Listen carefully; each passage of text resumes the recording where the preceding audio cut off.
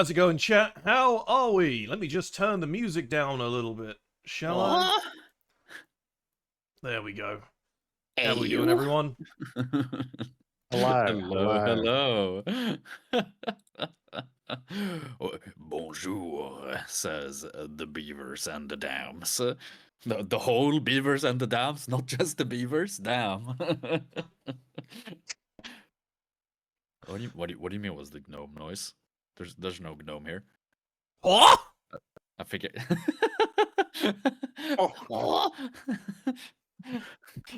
How's it going, Purple? How you doing, Borg?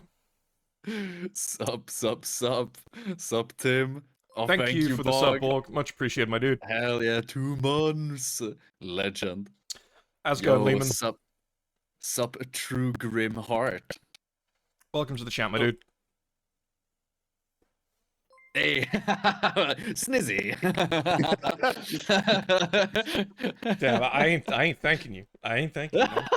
That's fair. How's it going, Norn? Good to see you. Oh, hey, Norn. Hell yeah, how you doing?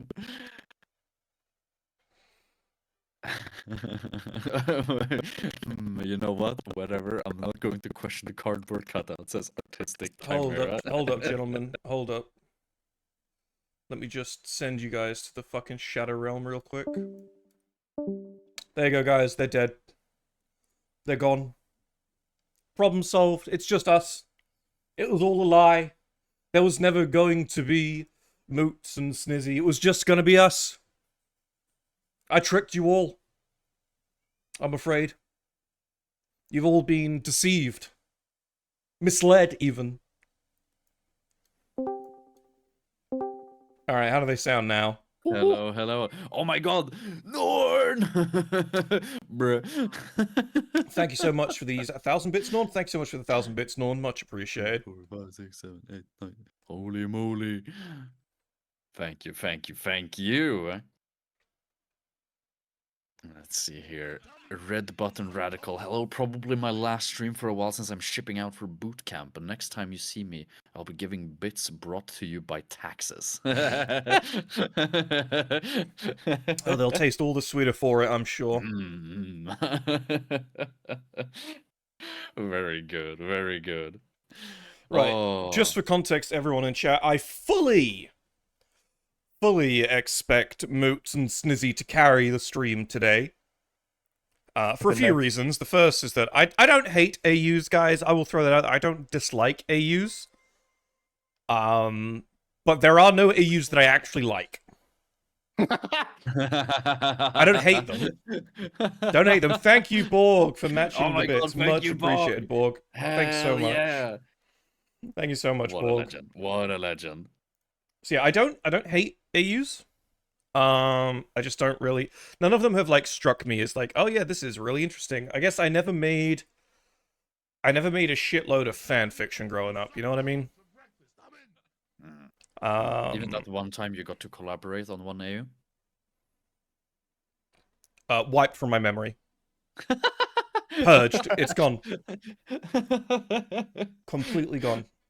For context, Tom had some input on the AU version of my Endred Haar. That's Endred Haar. I like Endred Haar. I love Endred Haar. He is one of my favorite. He's one of my favorite Horus Heresy characters. Period. I love that guy. He's great. Yeah. Oh, Let's so see. much fun. So yeah, so you two are going to be carrying this, and I'm going to occasionally chime in to tell you both that what you're talking about is nonsense. I think is probably the most appropriate thing to do. Thank you, Swidblad, for 5 Swidblad. Holy moly! All right, now we're talking. Welcome, everyone to the Space Hulk. We only do shenanigans here. And thank you for the resub, Inagaki Akira. Oh hell Much yeah! appreciated, Thank you. my dude. 2 months. Very cool. Is Andy focusing on his Discord? Andy. No. I was answering a question in my Discord. Yo, Not a thank you focus. so much for the gifted subs, Borg. Much appreciated, my Hey, dude. holy moly! Thank you, thank you. Excellent stuff. Wonderful. Wow, what a fucking start to the stream. We haven't even begun yet. We haven't even started talking about the shit that's bad yet. We're just... Maybe this is their way of saying, don't talk about AUs, just keep the intro going. What do you reckon, Borg? Do you care about AUs? What are you thinking? What do you say, chat? I'm happy to bin it off. I'm happy to just kick them both out right now. We can go. Let's talk about We can 30k homebrew. No, we instead. can go. We can go play Vampire Survivors. We can do a gaming stream. We can kick them out right now. You just say the word. Thank you for the 200 bits, Panda. Thank you so much. Thank you so much, Panda. Much appreciated, my dude. You have a wonderful nap. You go to bed, man. Go to bed. Get some sleep, my dude. I'm sure you deserve it. Unlike Moots. Moots doesn't deserve to sleep. Oh man. But I'm gonna need sleep. I'm gonna get tattooed tomorrow. Oh yes, you're getting a what are they called, a womb tattoo, aren't you? Yeah. You're getting one of those hentai succubus tattoos. I bet you've already shaved all your pubic hair off in advance, so they have no trouble getting to it. Yeah. I don't think No, the you know, you shampoo's gotta gonna go. you gotta leave a landing strip, you know. A landing strip? Oh, are you incorporating the landing strip into the tattoo? You're just gonna kind of go around it and hope for the best. Oh. It's gonna look like a garden decking plan when they're done. Oh, well, no, I mean, I guess depending on where you're from, because I mean, I guess I'm gonna get the French equivalent of a womb tattoo, because it's gonna be a frog with a beret.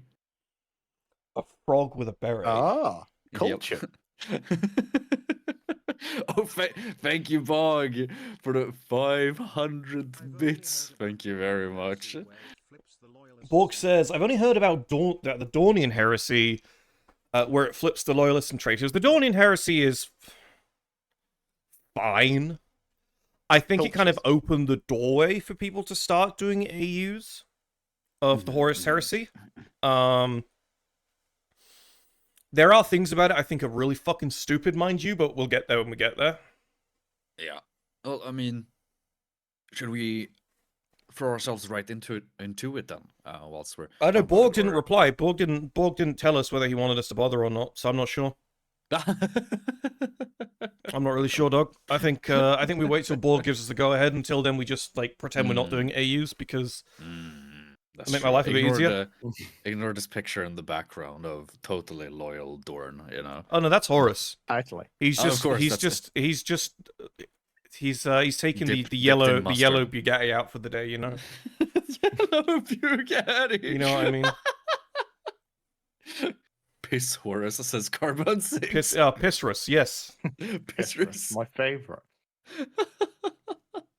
Borg says, "Why are you waiting for me?" Well, Borg, you've already like, go for it. Whatever you guys want. I mean, what? I want a larger cock, but I can't. You know, I don't think they're going to be able to manifest that, Borg. There's a very different energy to this stream than there was the last one. Just gonna have to do AUs. All right. You, all right, Moots. Do you wanna take it away? I'll keep our chat open so I can put stuff on the screen. Sure. Okay. So, AUs. For those who don't know what an AU is, it is where you take an existing franchise of some sort, but you go, hey, I want to change some things here. I would want to see what would happen if I change X, Y, and Z. And in the context, and there's a lot of them. I assume some mentions here in the chat of like Undertale AUs or Ruby AUs and things like that. Things I'm not really well versed in, but AUs can cover literally anything. There are Star Wars AUs. There are Star Trek AUs. I mean, actually, that's probably something you can talk about, Tom, which is the. It's not really an AU, or I guess it sort of is, but it's an alternative dimension. Star Trek AUs are a really funny conversation to have because one of the things that happens in a freakish amount of Star Trek episodes spanning across various series is, in fact, actually, it's so prevalent that they did it in the Orville as well. Mm-hmm. Where an episode will begin with someone going back in time and changing something, and then the rest of the episode will be the what if. The what if in the future, the what if, what would have happened if, if X happened instead of Y. Mm. So AUs are are so prevalent in Star Trek that there's just straight up episodes centered around them. Yeah, no, absolutely. I think they're dark mirror universes or something like that. I don't know if this is really the, but very often it's just like the people on the Enterprise are evil now. It's like, Actually, no, that is one.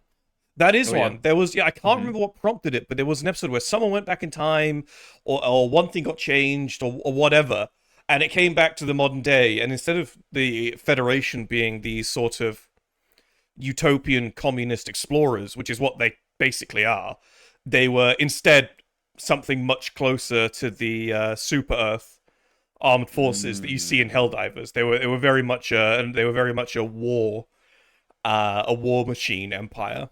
Yeah, So it happens. It happens. it Thank does you for the happen. 100 bits, Akira. Akira says, I want you people to Oh know hell that I yeah! listen to you guys waffle to prevent me from falling asleep in my lecture halls. Well, I hope we help, and I hope you are listening to at least some of your lectures. That was Yes, my yes. first thought with that one. Yeah, I think you'll learn something way more useful in your lecture than you will anything here. But I appreciate the bits. Maybe from you. Why? Why? Sorry, yeah, go on. Why? Please continue.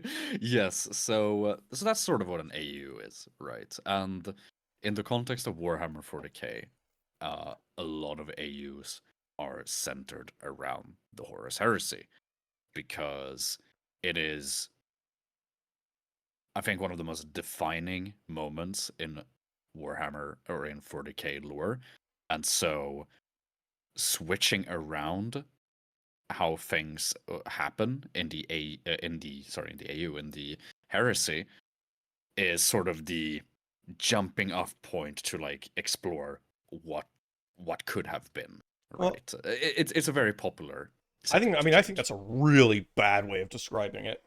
Oh man. Okay. Because no, I mean, I get what you mean. You're technically not wrong. It's just that when people do AU Horus Heresy, they're not doing it with 40k in mind. They're doing it with the Horus Heresy in mind because the Horus Heresy stand on its own 2 feet as this great opera Hmm. where you've got characters who are well defined with well defined motives and personalities.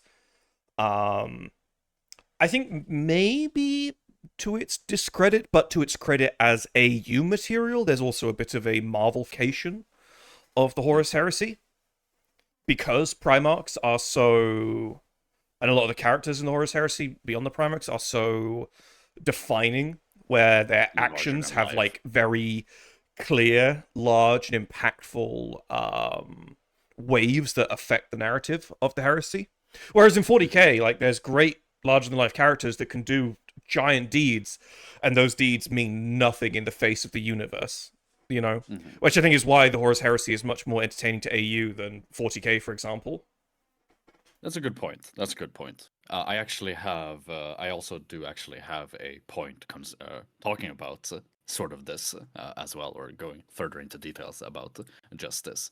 But I absolutely agree with you. It's such a larger than life setting, big characters, big moments. It's very easy to get lost in the sauce, and it's very easy to ask yourself, well, what if this and this was different? And most of the time, or isn't the most popular example of a Horus Heresy AU, we have the Dornian Heresy, where it's a straight mirror, a flip, you could say. Obviously, each character has their own things going on, and which makes them different. So they're not just like, it's not just Horus is sanguineous now or whatever, but like it's there's some things that has changed, some things that have changed a lot, but they're not all AUs are made equal. And as for me and Snizzy, who worked on our own AUs, we obviously have had the benefit of having a heresy which is completed for all intents and purposes. You know, they're still going to add more books to it eventually. Yes, there we have the Roboutian, no, sorry, the Dornian Heresy Ultramarines, where they've stolen Tau tech, and they didn't really side on on Dorn's side. They just did their own thing.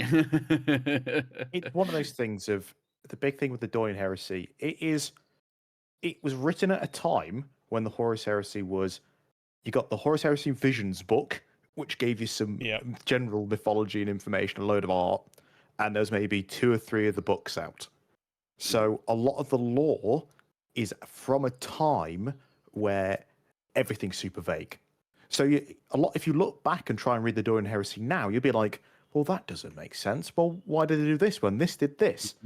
But it's a case you've got to understand it comes from a time when most of the lore was maybe a paragraph at that, and now we have several books covering a single event during 40 years in the actual wider setting. Yeah. So it's one of the things. If you take the Dornian Heresy, is well known because it was one of the first ones to really start getting a lot of traction, getting art, and sort of becoming known as this is something people could do.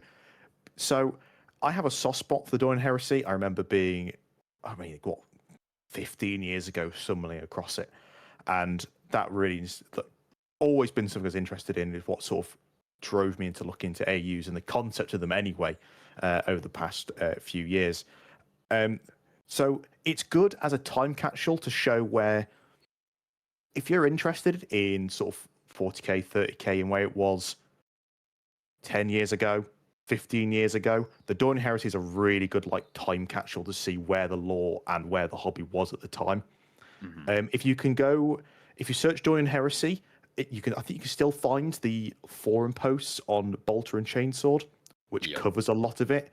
That's the best place to look if you really want to get the direct look to what was going on with it. Mm-hmm. Absolutely. And, well, you can clearly see here, there's a lot of crazy concepts going on in the Dornian Heresy, like Necron Iron Hands, Tau Ultramarines, Nurgle Blood Angel Vampires. It's all sorts of crazy going on. And, well, for the second most popular or well-known AU, we have the Roboutian Heresy, which took a lot of what the Dornian Heresy did and went, well, what if we tried making it a bit more grounded, a bit less out there, and try and keep it normal, for all intents and purposes. The Roboute Heresy also has a crazy amount of lore. The writer or writers has really hard focused on a lot of the narrative writing rather than doing more sort of black book style, index style. It's more just about copious amounts of narrative, which helps sell it as well. It lets you read the characters rather than just hearing about it, if that makes sense. Yeah, no, absolutely. And I like how the Roboutian Heresy also starts, where it's just it tells you right away that this is an AU, but because it's a Zechian demon just pulls an Ultramarine into an alternative timeline and just shows him what could have been, which I thought was a really, really funny way of doing it. Yeah, again, it's a really interesting one due to the fact of how narrative focused it is. So it's one of those things of the AUs that will stand out. You can tell there's always a lot of love and labor in it, but there has been millions of AUs which appear and disappear just as quickly. So it's just the nature of the beast. I think the biggest thing when people says, "Oh, I'm going to do a Horus Heresy AU," is a lot of people don't actually realize how huge of a setting the Horus Heresy is, and how I'm just changing this. Well, by changing that, you change this, which impacts this for these two factions, or this. There's a lot to the Heresy and the Crusade that it's the flap a butterfly's wing sort of situation. So you have to really understanding the setting and understanding your heresy lore really does help understand that if your AU is, oh, let's swap the traitors and loyalists, it's like, well, okay, then what causes Roboute to be traitor? What causes Sanguinius to be traitor? There's got to be something pretty drastic to completely swap these things. So you have to really think about that and how that snowballs into another Horus Heresy. Absolutely. And I think for me, like, speaking of that, is I think what made, if we want to go into like what made you and me specifically like get into AUs, right, is for me it is that snowball effect, exploring that change, the difference, like the theoretical, you could say, about going into the things like, oh well, if I change this, what happens here, and or what? Yeah, exactly, and it's comes about from it's AUs can be a really good sort of like almost good writing practice to go like, okay, what if? What am I doing? What do I know about this? What do I understand about this character? What do I understand about this faction? And what happens if I just change this a little bit? And it's a good thought exercise as well. Again, like, okay, right, well, let's work it all together. A big part of the AU I work on is the concept was at its core was how would the legions or the Primarchs be different if their homeworld situation was different? Mm-hmm. Yeah. So you got all sorts. What if Leman was raised by a different tribe? What if Corax wasn't raised by the sort of the slaves and the sort of workers, but instead was raised by the tech guilds, the enslavers? And it's that sort of okay, what's nature, what's nurture, and all sorts. So I think it's an interesting one. There's a moment in, I'm trying to remember which Horus Heresy book it is, where Leman Russ is presented with a vision of what he himself would be like if he was born and raised on Terra. Yep. And it's really interesting because the version of himself he sees is basically, hey, I'm Leman Russ, but I'm role-playing as Rogel Dawn. Yeah. So there are a few things we can actually look to in the canon and in the narrative that exists as it is to kind of point us in particular directions to educate the what if decisions we choose to make for our AUs. You know what I mean? Yeah, exactly. It's one of those things of, it's a case of, I think people quite often forget that all the Primarchs would be raised on Terra and directly under the Emperor, who isn't the most human of people. And a lot of the Primarchs' personalities and their ideals come from the homeworld they're from. And if you change that, you'll have characters have certain personality traits which are sort of just a genetic part of them. But some characters who just will be completely different by changing their situation slightly. And It's a case of, I mean, I had somebody once tell me that no matter where Leman would land on Fenris, he would still go find the wolves to be raised by them, which was a bizarre conversation to have. But that's the point. It's the understanding of what's nature, what's nurture, and how you want to develop it. I think one of my biggest advice is working out what your twist is, and then working out what that means in a large scale term. Yeah, maybe just sort of jump onto that train of thought. One of the things that I think should be not necessarily avoided, because you kind of have to do it eventually anyway, but something to certainly avoid starting with. Only because, and I'll explain what it is in a minute, but only because when you start with just this one idea, you end up with the same boring recycled bullshit that every non-starter AU has. And that's, I want to make an AU! And then the first thing you do is swap around which side the Primarchs end on, or which Chaos Gods end up where. It's like, it is a markedly uninteresting premise. Yes. That in and of itself doesn't avail any creativity or intrigue. Primarch slop is what someone's just said in chat, and yeah, I agree. That's a fun word for it. You know, it's a big thing where we've got a sort of by AU, we've got a Discord and we have a channel for people to talk about AUs and stuff. And one of the big things, a rule we had to implement was don't send a list and ask for feedback. If you send us a list of Vulcan traitor, Vulcan Nurgle traitor, it means nothing. Yeah. Because what's the context? What's the situation? What's the thought process? What drives Vulcan to be Nurgle? You have to think about the context. If you send a list, it means nothing. And There's it means no you've not really conversation there. thought about it that much. Yeah. Well, I think as well, it's like if you want to talk to me about AU, maybe that's part of the reason why I'm not a huge fan of AUs, because I see that so much. I mean, I don't particularly like the Dornian Heresy either. I think the Dornian Heresy plays around with some obscenely crazy ideas, but I do understand as well that it's very much a foundational AU that a lot of other AUs have been spawned from, which is fine.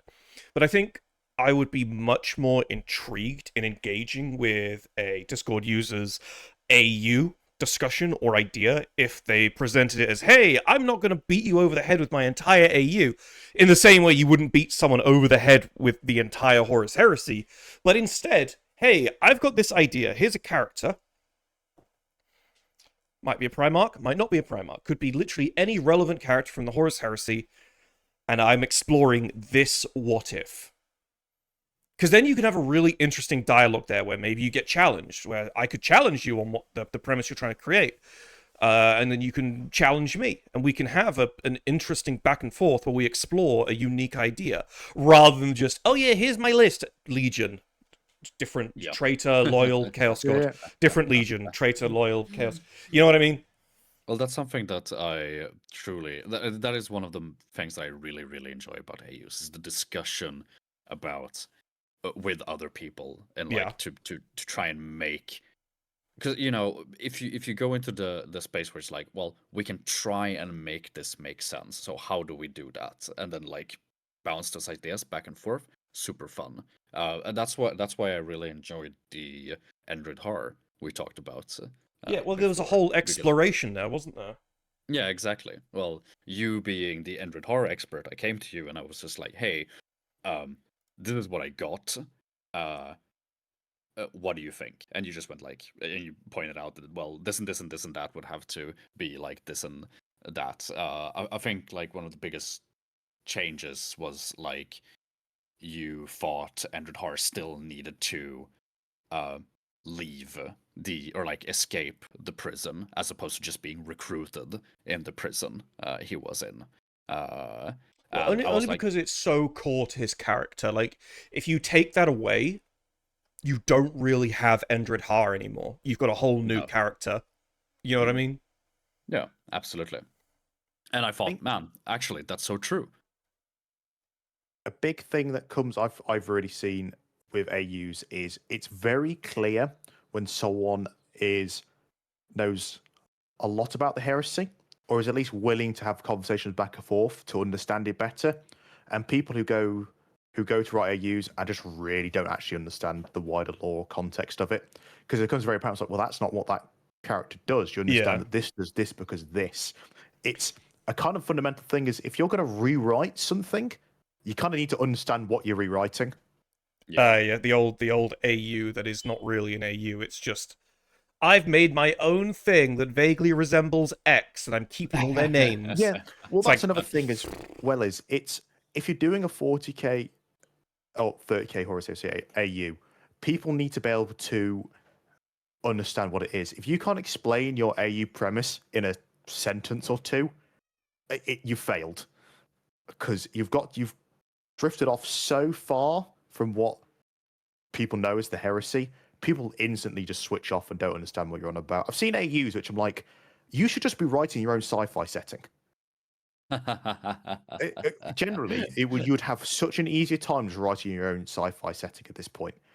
And because, let's face it, there's so much in 40k that borrows from Dune and other sci-fi IPs from its early history. So you writing your own sci-fi setting, which just happens to be inspired by the heresy in 40k, that's fine, because what you're essentially already writing that.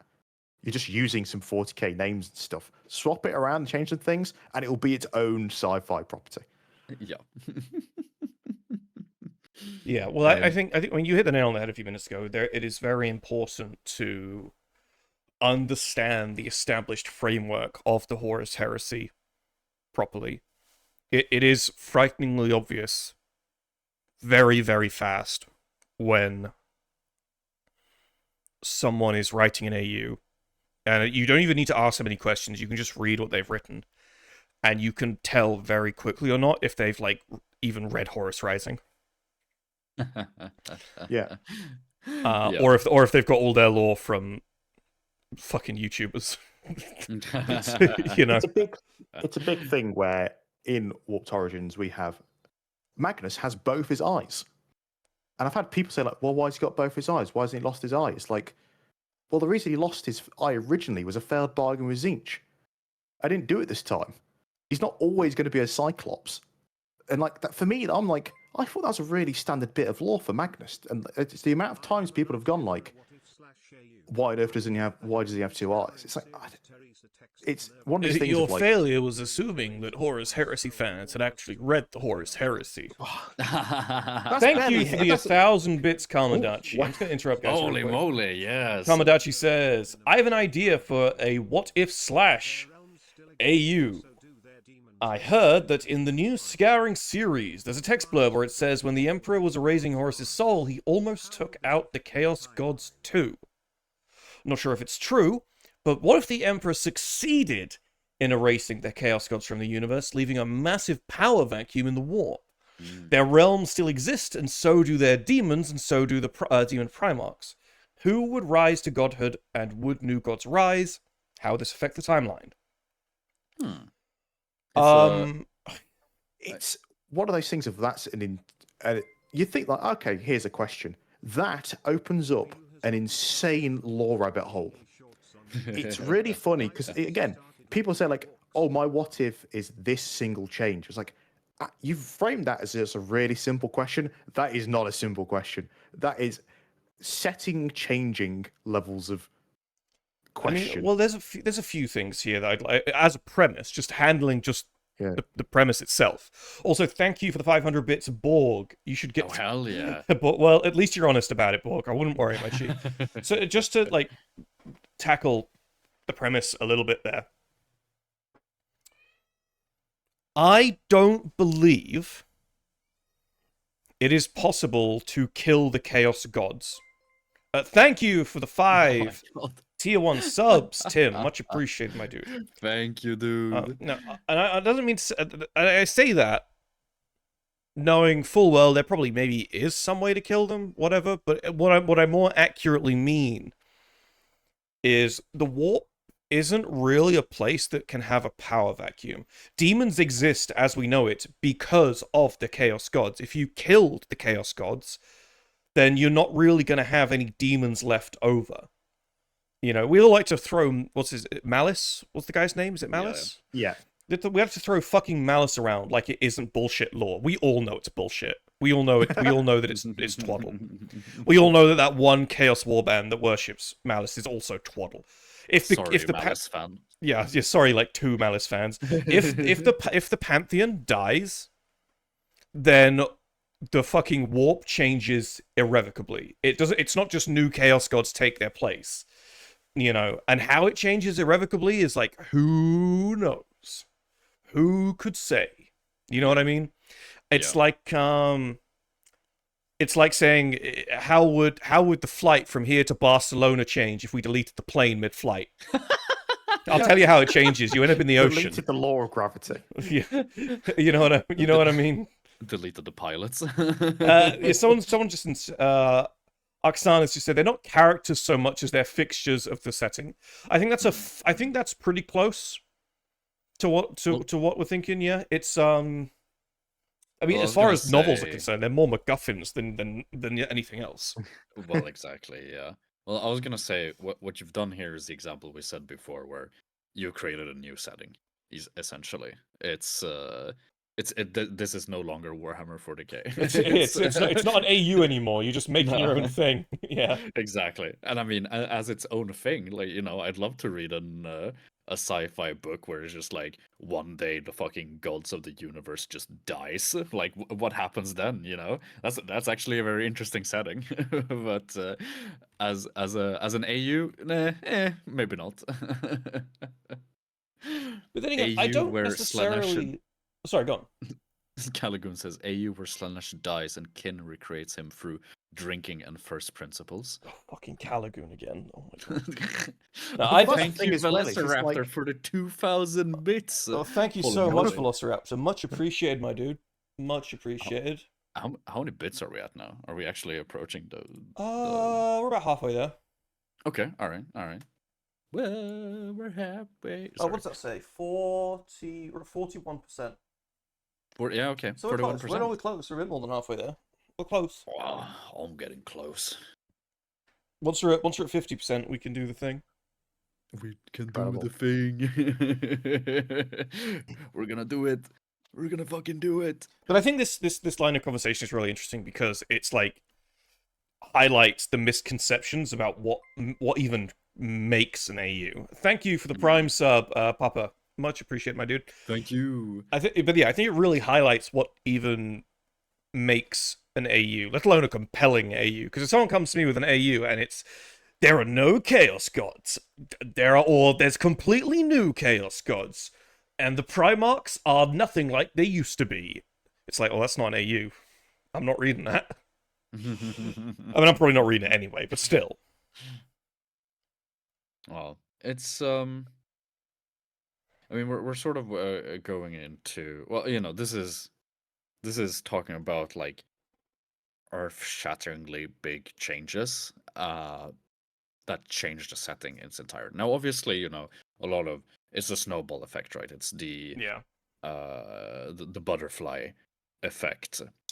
What I really like doing, at least in my own AU, is the small changes. How like Well, that was from sort of small to big. Sorry, what were you saying?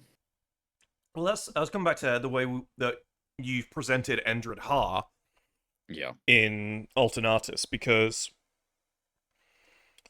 so for anyone who doesn't know who Endred Haar is, the super simple the super simple overview is that Endred Haar in the Horus Heresy is a Terran-born world eater who never gets the butcher's nails, was taken by Malcador before the reunion with Angron, and went on to spend most of the Great Crusade basically running private Black Ops personally for Malcador.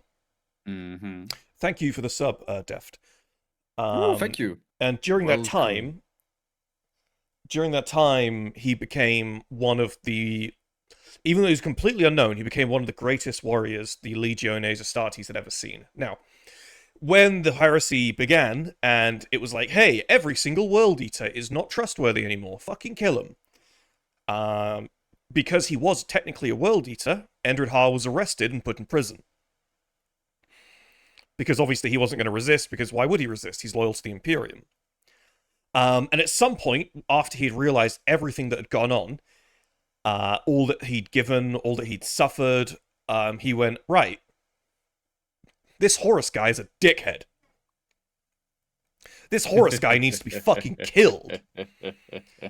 And so he broke out of prison, killed a couple of custodians and God knows how many mortals, and went on to become the most well-known Black Shield warband leader for the entire Horus Heresy. Mm-hmm. And so that's kind of the idea. He's this rogue ex-world eater who is on a mission to kill Horus Lupercal. We won't go into like the points of his story during the Horus Heresy, but that is what he is. Now, the what he is, we sort of came to, or you kind of came to for the Alternatus version of Endred Haar. It was actually quite straightforward, really, because we already had this premise where Endred Haar was, oh yeah, he's the guy he's Malcador's #1 guy. Malcador loves this guy. Malcador like sends this guy on his private missions that he doesn't want anyone else to really know about. And so it became really obvious really quickly that he would be brilliant to be one of the first what are they called? Nice errands. One of the first, yes, he'd be one of the there we go, yeah. Whoa, Norn Queen. Thank you for the 5,000 bits, Norn. Much appreciated. We'll tell you what, Norn, we'll drop out in just a sec to do the thing. Much appreciated, Norn. Thank you so much. Thank you. We'll drop out in just a sec to do the thing, Norn. Thank you so much. You've jumped us like a good chunk of the way to the second fucking bracket as well at that. And so it became kind of obvious. Like, you still get to retain his motives. You get to retain his character. Everything that makes Endred Haar that's such a compelling and believable character in the Horus Heresy canon, that all still exists within Alternatus. Yep. You have not taken the core of Endred Haar and turned him into something else. You've taken what's great about Endred Haar and used it to explore another idea. Yep. And I think that's a really, really, really great way of approaching an AU. That doesn't mean to say that all your AU stuff is good, but that's a really great way to approach an AU, I think.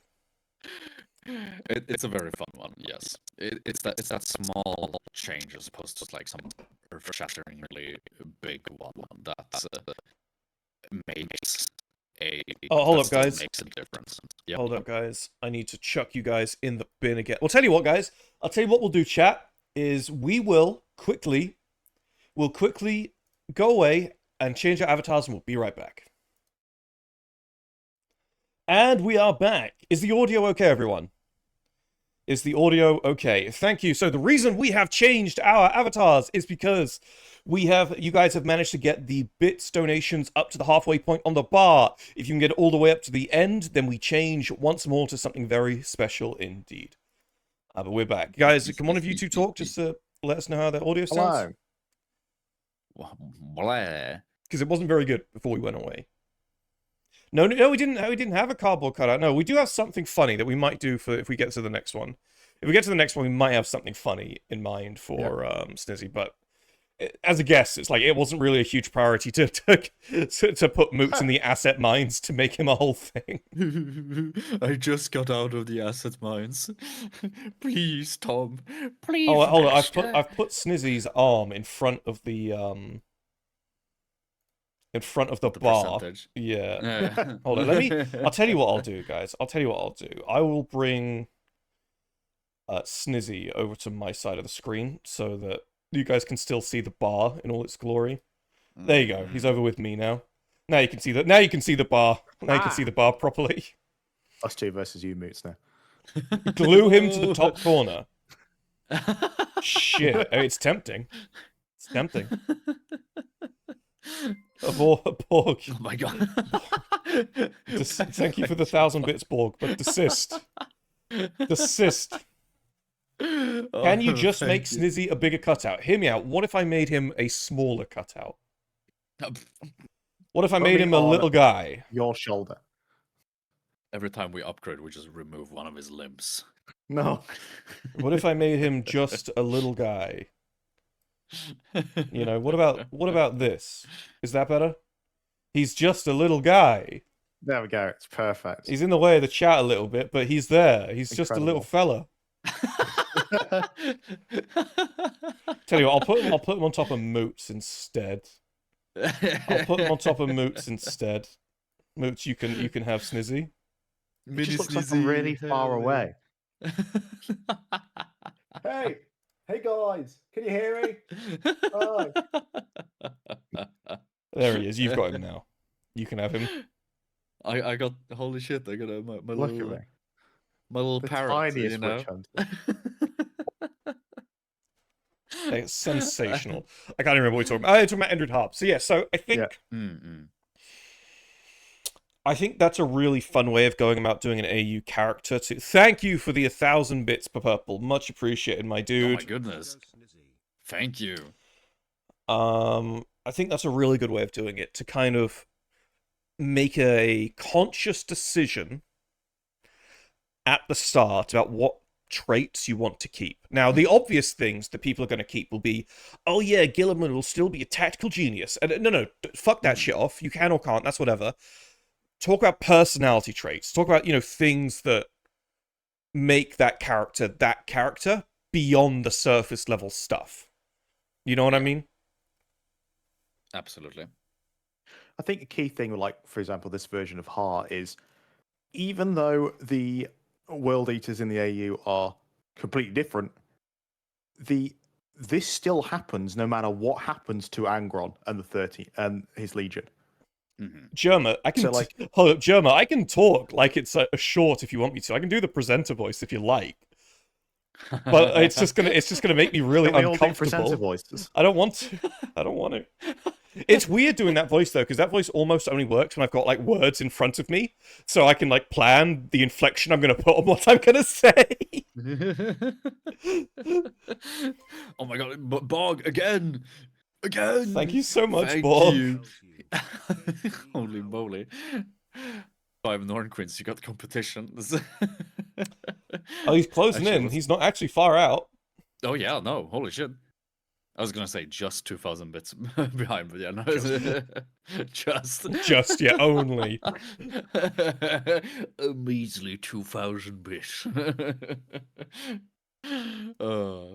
Yeah, no, but I always enjoy those things. It's I think there's a lot to say about how you write an AU when you do when you allow yourself to do these small differences or small changes that does a bigger difference, or not even necessarily a huge difference, but like, there is something to say about not going all out. I think it applies a lot to like homebrewing in general.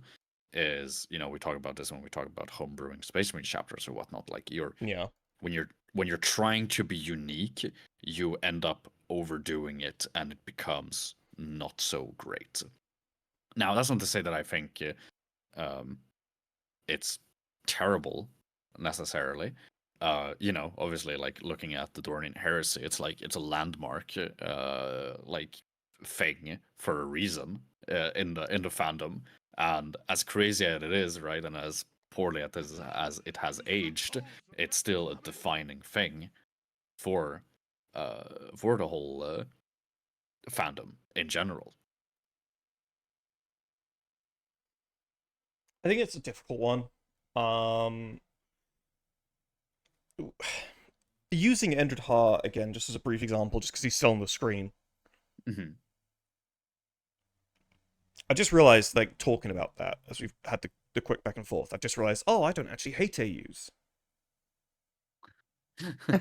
and then I've tried to just hate the bad no, hold on, don't fucking have too much hope. And then I think to myself, oh, that's so good. It's a really cool way of exploring characters. And then I immediately try to explore another character in that way, and it's like, no, I do hate AUs. I just really fucking like Endred Haar. Thank you for the 300 bits, okay. Tim. Much appreciated. That's okay. Heresy AU, but it's just Vashor taking the... That's an interesting idea. I don't hate that idea. Vashor being prominent earlier in the narrative, that's a fun way of doing an AU. Yeah. It's like, it's all the same, but what would be different if Vashor was around... I say it's all the same. Obviously, it wouldn't be all the same. But how would it be different for the 800 bits? Much appreciated, both of you. But how would it be different if Vashor was around much earlier in the narrative? Yeah. It introduces the idea of a civil war developing between the Dark Mechanicum, in theory, would become a way larger thing.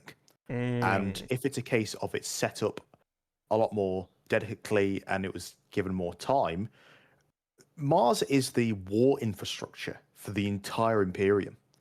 And if a huge percentage of them very carefully planned for decades to betray and then betrayed with the backing of Vashor being sort of this architect behind it, you could have a huge concept of, because we see it before where some things like the Leviathan is a Terran design, Terran technology versus, and then there's Martian technology. So like you can have this huge shift where like, oh well, the legions have huge numbers. Suddenly the legions have no supply line. They have no way to get. Suddenly, resources become extreme rarity because the people who make it have mostly betrayed, in theory. So, like, that could be really interesting, where it shows the breaking down of the Imperial war machine and how important Mars and the Mechanicum are in the settings. So, I think as well, one of the things where that idea can be taken even further is that idea of civil war. Minor spoilers for Archmagos. Came out last year. Croc, you need to fucking read it, you dickhead. Is one of the things you realize in Archmagos is that. So this is a 40k novel. All of the soul grinders in Hell, in the Warp, have allegiances to different Chaos gods, different warbands, whatever. They're all on loan. Every single one of them is on loan. The soul grinders are rented out by Vashor. That civil war that I think you're talking about wouldn't just start and stop in real space. If Vashor had the desire to, purely from an army's perspective, he could very much create a similar scenario in the warp. The only thing that I think stops him from doing that is that the Pantheon of 4 does actually have a habit of kind of unifying when something threatens all of them. And so I think that's kind of one of those situations where Vashtor isn't going to do that, because then the 4 would unify and crush him. I think where you think about, so in 30k though, Chaos's influence in the galaxy is very much on the minor side. Norn Queen, 10,000 bits. Holy shit. No! Oh, fuck. 10,000. What the fuck? That's the bar complete. It's time. That is the bar complete. The shortest amount of time I've spent as Terminator Tom ever, I think. Holy shit. My throne, she says. The Tominator will depart. Thank you so much, Norn. Much appreciated. You're the best. Right. Should we go now? Should we just quick time bounce out of this and do right? Give me a second to swap it back. We'll be back in a sec, chat. BRB. I'm just going to put us back on the BRB screen. And we are back. Hello, chat. We are back. I am hold on, let me move myself a bit more centered. I'm half off the fucking screen. People already know the rat. They've noticed the rat, have they? Let me bring Moots on the screen a bit more as well. Would you, Snizzy, would you please like to explain the significance of the rat? I'll explain the warped rat. So Snizzy back in tweet. the early days of my AU, I would do polls in the Discord to be like, oh, what Primarch do you want me to work on next? And every vote, some people would just kept voting for rat. They would use a rat emoji and vote. It would sometimes get second place. And eventually, at one point, it actually won a vote. It had the most votes. I said, fine, I'm going to finally do the rat. So this is warped rat. Note the warp in its belly and its round form. So it is the warped rat. It's like a somehow less terrifying version of the great horned rat. It's like the great horned rat's kind of lovable cousin. I like the concept of it. Have you ever seen how in the Men in Black, like the galaxy is kept in like a marble or like this little bell on? Yeah. It's that. The warped rat has the entirety of the warp and the AUs in its stomach. The keeper of the AUs. Hell yeah. Keeper of reality. The warped rat. The medium hornless mouse. The medium hornless mouse. No, it's just the tiny little mouse. Do you know what the funniest thing about this is? Do you know what the crotalids are? The crotalids. I love the crotalids. So one of the things that people forget about 40k Fauna is that pretty much anything can fucking exist in terms of like animals. Crotalids are literally alligators/crocodiles. They're not particularly dissimilar from real life alligators/crocodiles. They are just, they're giant. They're not like huge, but they're just a bit bigger, you know, like a very, very, you know, they exist in like these big packs where, you know, you'll have like, you know, so if you imagine if you enter a swamp and you just see like 100 crocodiles, right? Here's what makes the crocodiles different. At random intervals, when they've finished consuming all of the local wildlife, through the warp, they will teleport en masse to a new planet, and they will appear on that planet to consume its wildlife. Yep. These aren't like giant monsters or demons. They're just fucking crocodiles that teleport through the warp to eat wildlife. So that, the idea is that they won't even like eat all the wildlife on a world. They'll just end up in a particular environment, maybe 2 or 3 square miles, and be like, all right, lads, we've cleared these 2 or 3 square miles. Let's go. And then they just fucking teleport to a whole other planet and do the same thing and rinse and repeat. It's described as being sort of like random as well. So like we can assume that the warp jump isn't perfect either, but it's just so fucking funny to imagine some guy, you know, sitting at, I don't know, eating his lunch or whatever, unassuming, right? And then a fucking crocodile just jumps out of the warp and just grabs his ass. I think could you imagine this happening as like a special like April Fool's event for Dark Tide? You're just like mid-run and like 80 crocodiles just appear out of the warp. Random modifier. Yeah. In fact, they are just crocodiles. There's not. They've got a few spikes on them, and that's it. Yeah, they're a bit larger. It's ultimately just crocodiles, right? But I think Yeah, that's one of the things I really like about Fauna and Megafauna in 40k.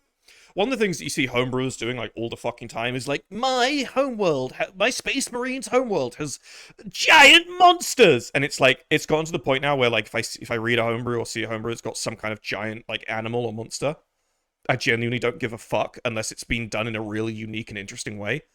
What I do like, though, is when I get the same sort of thing, but it's not a giant monster, it's just a really unique and interesting animal. Just a random animal, right? That's really interesting. It's like, it really does suck that in homebrew spaces, megafauna just kind of means diddly now.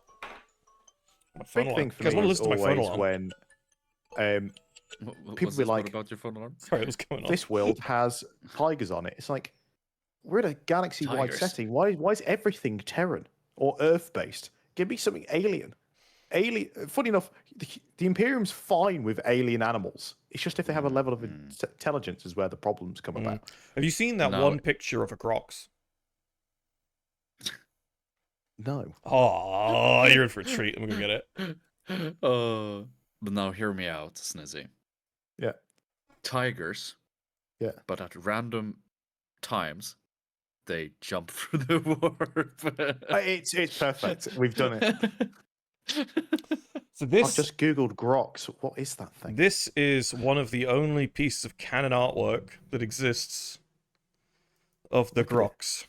Looks like the humble Grox. it looks like it's like wincing, like it's got some bad news to tell you. So just for context, the Imperium of Man treats this creature as if it were a cow or some kind of cattle. These things are milked for milk. They are cut up for steak. This is the 40k version of a cow. Incredible. Imagine going up to someone saying, "Hey, sorry, dude, you have to milk the lizard cow." I love this. But that'd be normal. I love. Imagine telling an alien go milk a cow and then drink it. I love that on in 40k that there's so many chapters, regiments, factions, and in the Imperium specifically that have their names based on animals and insects and whatnot. Even though the likelihood that those things exist in this era is like 0. Yeah. So I think it's quite funny as well, because I think it's to them, you have to assume that those creatures aren't just random animals. They are mythological. In the same way that us now today would say a minotaur is a mythological animal and a lion is just a thing that you find in Africa and in zoos. To them, both of them are equally mythological. Yeah. Which is why having It's a chapter called like the something lion, like the Brazen Lions, for example, is such a good name. Yeah. It's really fun because you get chance for, again, that sort of mythology of it. It's like, I think it's, is it Arca Land that is monkey? And like, Yes, there's a whole his thing about cyborg how, monkey. and like what the Imperium understands was a monkey.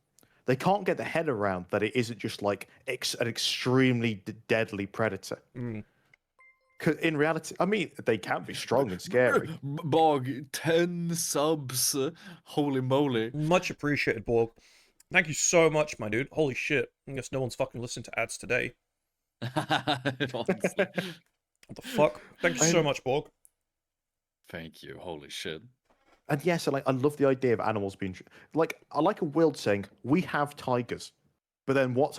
That tiger is a sort of maybe like cat like ish thing, but it's just completely different. Like I like the idea of like words and language of the Imperium as it's spread across the galaxy. Some things are mythological, some things have been misplaced over the thousands of years. That's how it should be used. I don't say your world's got tigers and it is literally just a tiger. Show me something that's maybe slightly tiger-like, but it's something completely alien. Yeah. I think that's a really interesting way of looking at it. AU idea. The Primarchs are Groks. Perfect. It'd be a lot simpler. Less maybe no.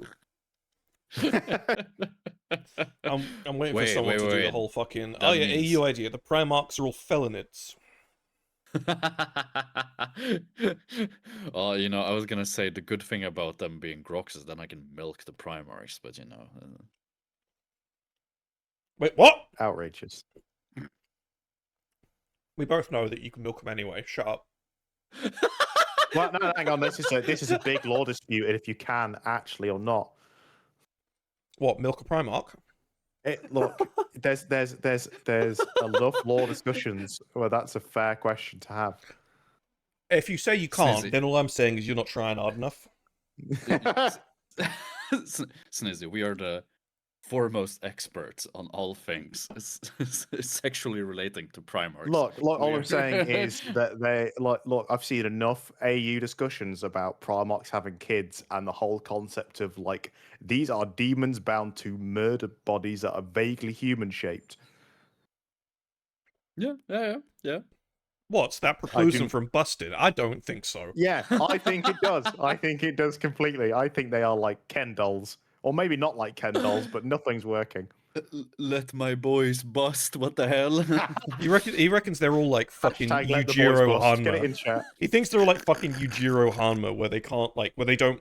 It's not that they can't like piss or shit, but it's like Yujiro in a sense that everything, like every single like molecule of energy or anything from the food they eat and the stuff they drink is absorbed by the body, so they don't need to go bathroom. Hence the Ken doll physiology. No. Fucking terrible. Oh, thank you, Bog, for the 50 bits. Which Primarch's kids would you want to have? Well, I don't think it really fucking matters. I think like the better question is like which Primarch would I co-parent with is a better question. Ooh. No, the answer's always Guilliman. It's not fucking anything. Oh yeah, my first thought went Guilliman. It's always he seems like Guilliman. He's stable. He's gonna have a good income. He's gonna look after me. He's the only one he's the only one who doesn't have an ego and isn't a fucking maniac. I'd like to have Conrad Curze. You want to co-parent with Conrad Curze? Do you think you could fix him? Well, I mean, of course I can fix him, but the most important thing is that I can teach the kid to like attack on command specifically, so I can. Bro, you ain't gonna be teaching the kid shit. The crib's gonna be made out of your skin. I'm gonna send him to you. I'm gonna mail bomb you a child. If you send me fucking Conrad Curze's infant child, I'm putting that shit in the fucking incinerator, bro. AUs. Oh, that's right. That's what we're here for. Oh, there's a lot of fun AUs. I think some of the like kid what's the one? Primarchs have kids. AUs are kind of funny. I haven't like read I a didn't lot even know those into were a them. thing. Those are a It's one thing. of those. It's one of those things of if you're doing an AU, you either commit to it being very serious, or you commit to it being intentionally very silly. And both can work, but you have to really dead commit to one or the other. AU's having kids, and like I think there's like a high school like one. Like if you're committing to it being insane, just commit to it being insane and being silly. Yeah. Don't half-arse it. Don't try and make it super serious, in-depth characters. Commit to it being insane and just let it be. I'm having fun writing about these characters I know, and that's it. Yeah. Yeah, no, absolutely. Don't half-ass it. Just go for it, right? Yeah, exactly. It's all supposed to be. I mean, if you wanna have fun with it, just have fun with it, right? That's you've got the space to do it, and it's a totally valid option. It requires a bit more. It requires a bit more like free flowing creativity, obviously, because you're not like basing it on. You're basing it on just like whatever the fuck you come up with. The positive thing with that is that, well, shit, you don't have to worry too much about, well, anything. You don't have to worry about any established canon. You don't have to worry about any established like thing that happens. You just go, yeah, this is the jam now. This is what's gonna happen, and what are people gonna do? Tell you it's not canon? But fucking good news, Buster. Oh my god, it's my voice, Perturabo and Dorn. No. Oh, they're gone. Did I come back? It wasn't meant to come on the Adobe viewer. Okay. So, what were you thinking about bringing these up, or were you thinking One of the anything in things particular? that isn't really explored very well by people who do dog shit fucking AUs. Wait, what does this mean? No. I'm not gonna. No, I'm not gonna have a go. This. Is that one of the things that you don't see with these AUs is how alternative relationships, are explored very well. And where those relationships can go within the confines of the Horus Heresy narrative. So obviously the idea of, oh yeah, in another life, Perturabo and Dawn could have been the best of friends. That's not the most unique idea in the world. That's not something that that's not an unheard of thing. But you took what was a somewhat unoriginal concept, and you went, okay, well, what could I do to make this concept original? And you thought, okay, I know what I'll do. I'll add a layer of tragedy in there and make it so that even that after they're friends and have been lifelong friends, you make it so that Rogel Dawn is one of the Primarchs that perishes. Yep. And so that adds a whole unexplored layer to Perturabo, or a version of Perturabo that has never been seen or discussed before. And again, it's all in the nuance. We're not talking about great big broad strokes here. We're talking about nuance generated through relationships, rather than, oh yes, this Perturabo is actually this color, and he believes in this chaos. No. We're talking about relationships and nuance. It's way more interesting. It's one of those things if people get really lost in, I've made Vulcan traitor, and ignoring the fact that the reason the heresy is so appealing, because it's a space opera filled with tragedy. Yep. But the reason it's a tragedy and the reason you feel those moments is because all the build-up, you show the relationships, you show the links. If you are changing things, the relationships change, and you need to invest time in writing about those new relationships to get people to care about them. Well, I think you kind of touched upon this earlier. It's like the phrase "to get people to care about them," people caring about them. Does your reader give a fuck? And when you just post, like you said earlier, when you just post a list of here are my Primarchs and their legions and their loyalties, No one gives a fuck. Yeah. Do something with it. Have a relationship. Get some fucking intrigue in there. Talk about an event. Establish a narrative.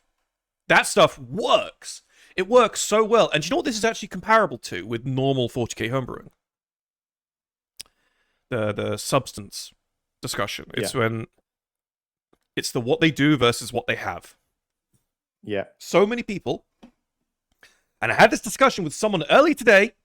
Bob, if you're in here, it's you. That a lot of homebrewers, especially new homebrewers, will think, oh yeah, my homebrew is cool and I like it so much because I came up with this relic. And the relic is just another one of an infinite number of random ass fucking relics that literally anyone could come up with. It's really a whole fucking who gives a fuck, right? Anyone can come up with a random ass relic. Anyone can come up with a wild relic or a tame relic. Who gives a shit, right? But suddenly, that relic becomes way more interesting if there are themes and motifs at play that are relevant to your chapter and what you want your chapter to fulfill, and connecting those themes and motifs to the chapter through that relic. Yeah, and so I'm not talking about it's like, oh yeah, my chapter they like the machines and making stuff like Farish Manish, and so this weapon was just made really well and it's really no. I'm talking about actual themes and motifs, right? Again, like what Moots has done here. Tragedy. We're talking about tragedy and sadness. Yeah? It's not just some generic surface level thing that people get with 40k, or it's like, oh yes, the white scars go fast. The iron hands make things, etc. Right?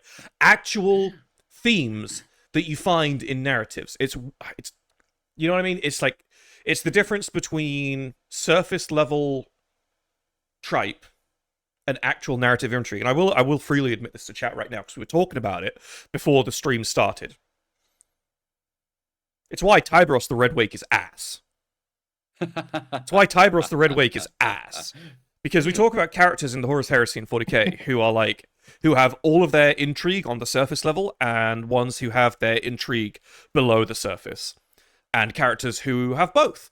Roboute Guilliman, both. You can look at Roboute Guilliman on a purely surface level perspective, and there's a lot to look at there. And if you start reading your books and going into the depths about the Imperium and the Ultramarines and the Horus Heresy, you realize, holy shit, Roboute Guilliman is a really interesting character. He's not just a face. Can't say the same for Tybros the Red fucking Wake. He's this like, oh yeah, he's super edgy, he's super this, he's super that, and then you read McNiven's series, it's like, oh wow, this guy's a fucking nothing burger. All his surface level stuff turns out is all his nuance as well. There's nothing there, Sorry guys, I thought I could stay away from bitching about McNiven. I couldn't do it. Couldn't do it. Before the stream started, he had a rant about Tybros, and he's had another one. I will stop now. It's out. It's out. It's out my system. I'm good. What I want to speak to about, like, again, writing sort of looking at how characters change and stuff, and like again, not just having surface level or farming and stuff. Tom, if some of the ones I've sent, you should see the art from Tim of Conrad I got.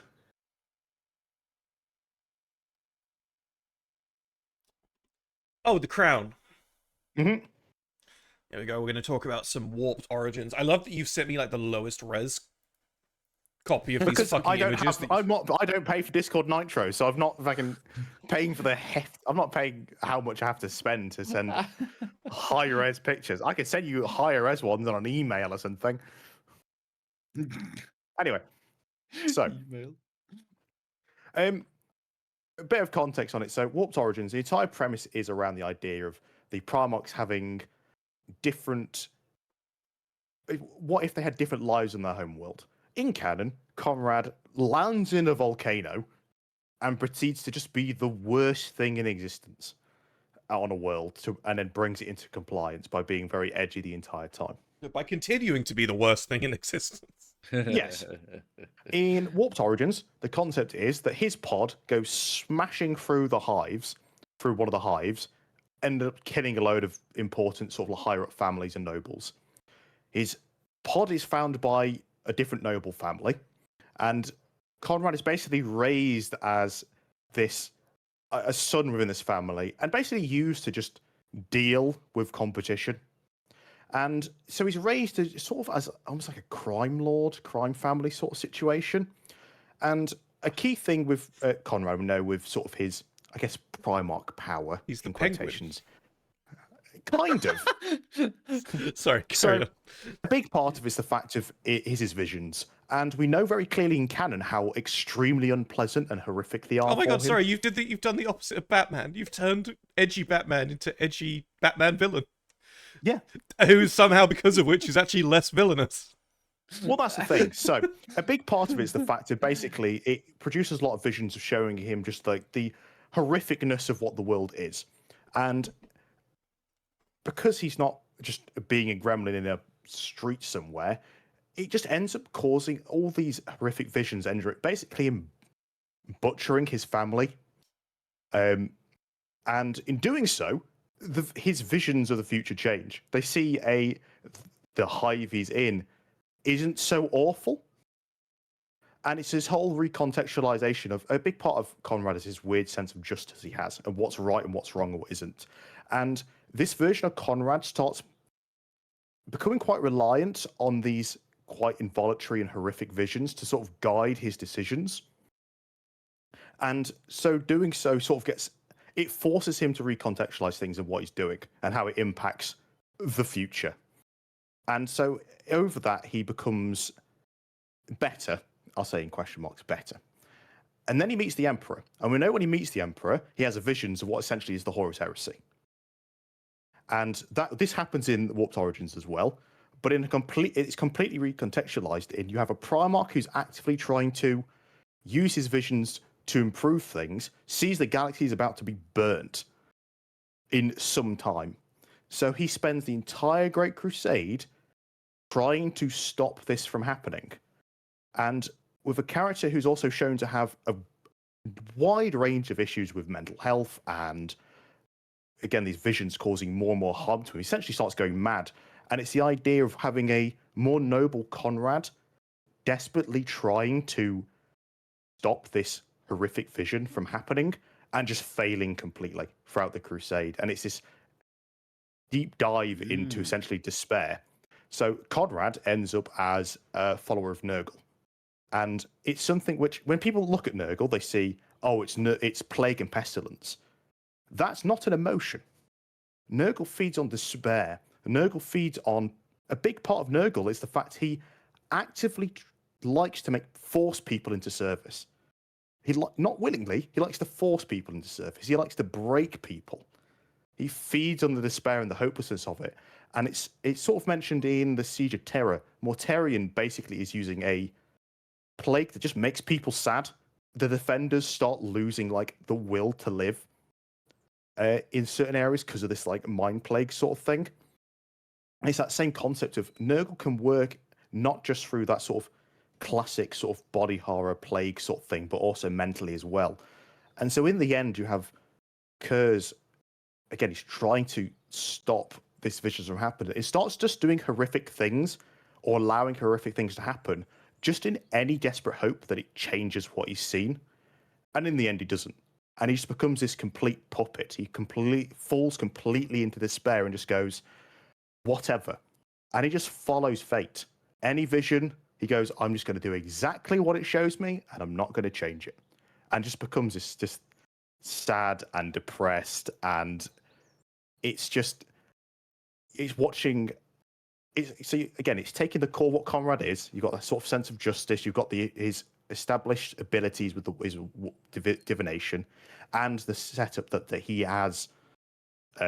Again, there's clear issues with mental health and stuff. But because you've changed the origin and recontextualized those three things, it shows how you can, in theory, get in a different situation. Well, I think it's interesting to twist his vision to sort of facilitate the. I mean, it's not the only thing that facilitates the change, right? But to sort of propel the change, I guess. Also, thank you very much, Bog, for the 100 bits. Who says they love this idea. It's an interesting one. I think it's a comparison, like comparing it to my own AU, where I just went. Uh, Conrad Curze gets therapy. Incredible.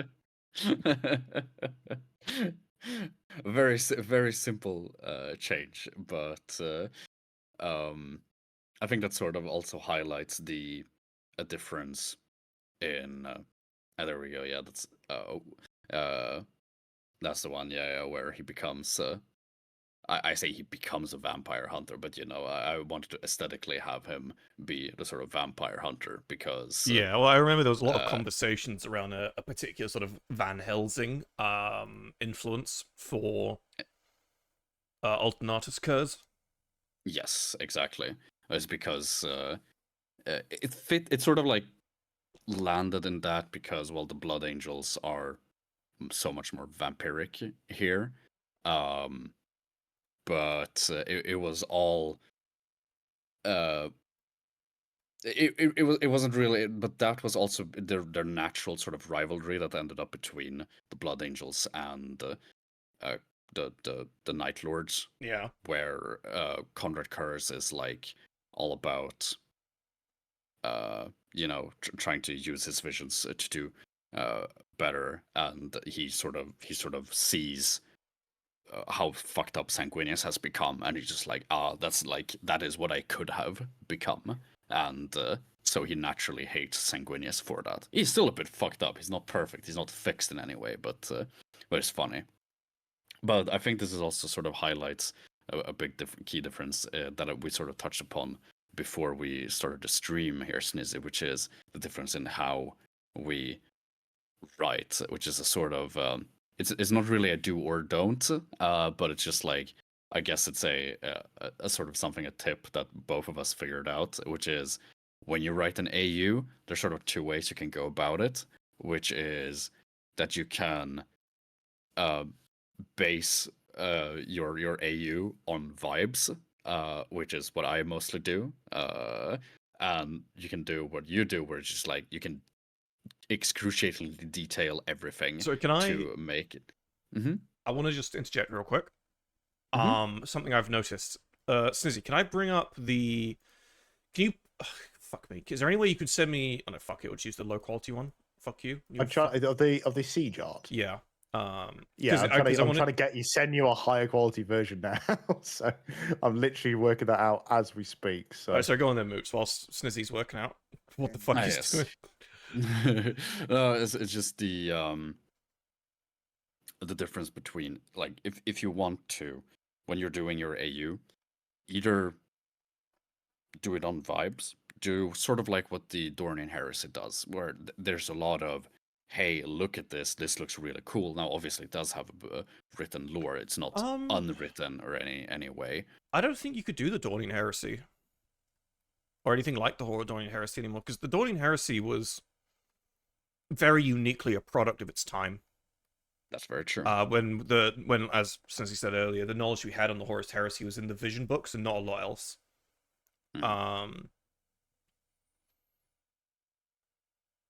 So they had to kind of take their cues from just wild imagination. If someone made the Horus Heresy, if someone tried to make the Dornian Heresy today, it's my sincere belief that it would get absolutely slapped the fuck up by the community for like the obscene amount of wild, crazy, nonsensical shit in it. But that wild and crazy and nonsensical shit got to exist and got to make sense because of the time in which it was produced. Because back then there were so many unknowns, so many question marks yet to be sort of filled in, that you could get away with making something a little bit wild. Absolutely, yeah. And like, for it has existed, I want to say, because of that, in like the quote unquote vibes, right? That it had then. It was like, it's not necessarily vibes as we know it today, right? But it lived on it does live on being the first. Yeah. What I mean is that you have the difference in AUs where you have the ones that are written in extreme detail to sort of try to tell you how this makes sense, right? And then there's the ones that's like, hey, look at this image, and then you're gonna let the audience fill in the blanks, and that's sort of what the Dornian Heresy did, right? It's like there's a lot of blanks that you yourself can fill out, and then obviously it itself is also filling out blanks because it's just like, here you go, here's this, here's this thing, enjoy it. So what I'm going to put on the There you screen go. now is we'll get rid of that. So this, would you like to just give the briefest of context here, Andy? Because I actually want to compare this to something else in just a sec. Yeah, so this is an art piece of Demon Prince Conrad fighting against the Praetorian of Terror, Perturabo, during the Siege of Terror. So one of the things I find interesting about this is how you've chosen to depict the ravages of Nurgle. And I do have a bit of a point to make here that I think at least a couple people in chat will find interesting. And so the way you've done it, visually speaking, is you've made them sort of they're busted open, their insides are on display, they're quite gaunt and hollow. They're hollow, and they've got this black kind of pus, growth, kind of growths coming out of them, and it made me think of something. It made me think of something quite interesting.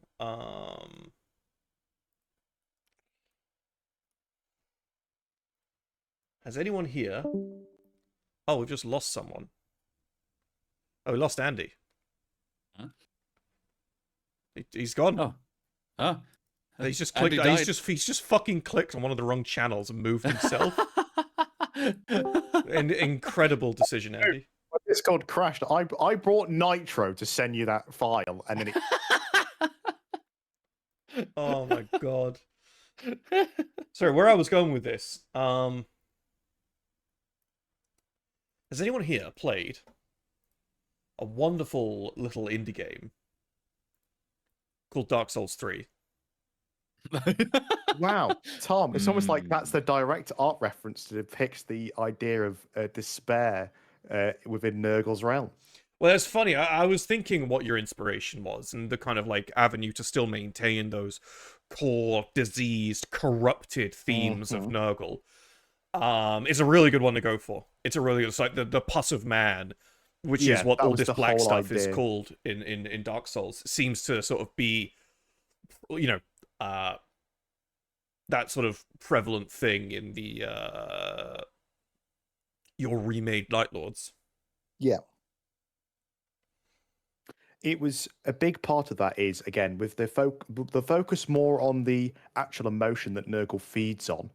And for anybody who knows anything about Dark Souls lore and the sort of, when someone goes hollow, it's this idea of like, you just become a complete shell of a human being, but like they're zombies, but like not quite. And it's that whole theming around of like, they're Nurgle, these corrupted Night Lords, they aren't like these huge bloated messes. They're like famished, like really thin and weedy. So you can see like Curze there, his arms are like, even his legs are like really thin and like a bit elongated. He looks like he's starving. It's more like famine rather than like bloated corpse. It's the idea he just kind of just let himself sort of like fall apart and starve. You also did a Beard to Robo. Hell yeah. Yes, Perturabo in this is actually got to like not be like have a dad who just was called the Tyrant of like Lochos or whatever. So like he actually have like got to enjoy making things. A big part of Perturabo's character is like he always felt like he was forced to be this destroyer, this siege thing, where all he wanted to do was build pretty buildings and stuff, and like it was this sort of recontextualization where he never joins the Tyrant of Lochos and instead ends up helping a lot of the other city states, and so it becomes like this traveling like hero and like builder for these other cities and eventually rallying them against the tyrant and unifying sort of. So the reason we went with the beard is to go a lot sort of like the Greek philosophers and stuff ended up having the beard.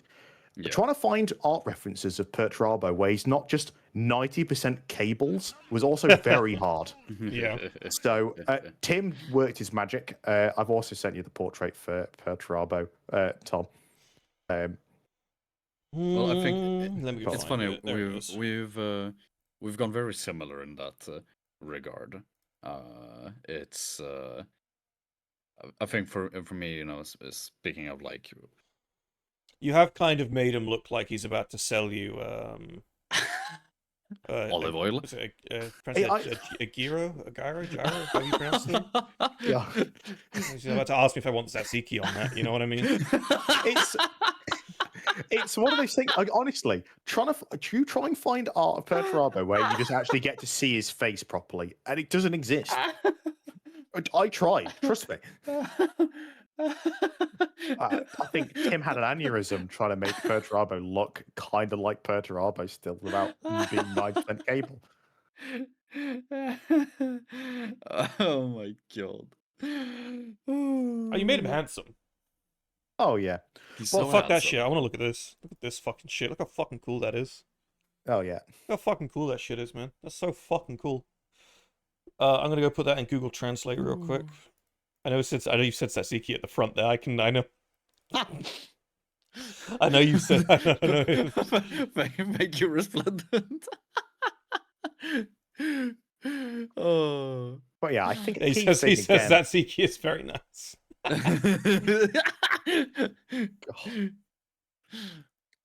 Oh. Let's see here. Not really a big fan of tzatziki, to be honest.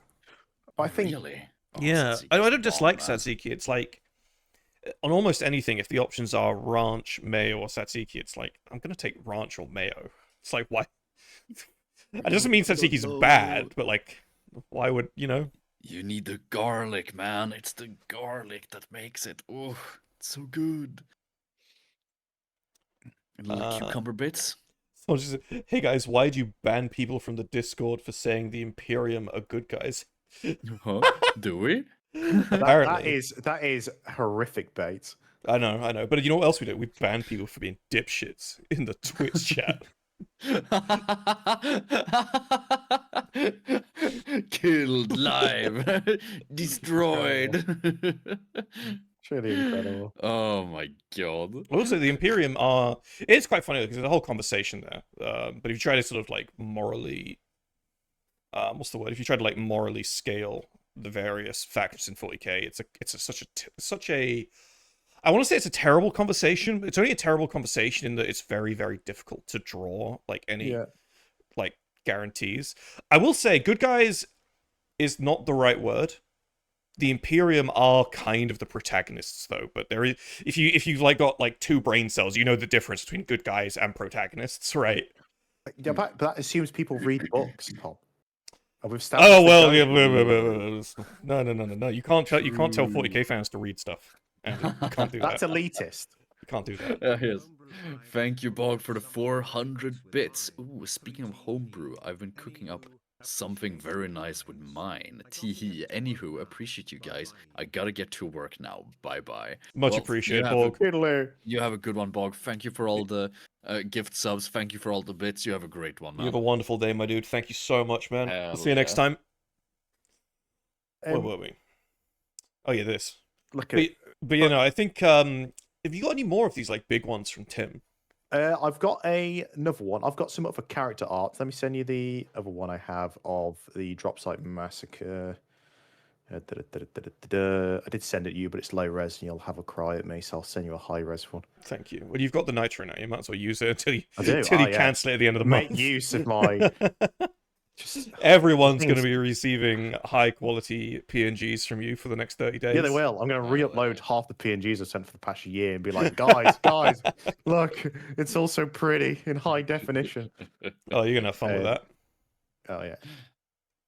It's just truly, what a world to live in. Why won't this open? Plus, I had a question for you as well, Snizzy. Yeah. Which is, how did you choose who was going to be a traitor or loyalist in your AU? So a huge part of that was more looking at the premise originally, before I did anything, was sticking to that initial premises of what are the Primarchs like if I change their lives a bit. And then from there, I worked out, okay, this is how the characters changes, this is who they are, and that allowed me to then make those decisions based on those ideas.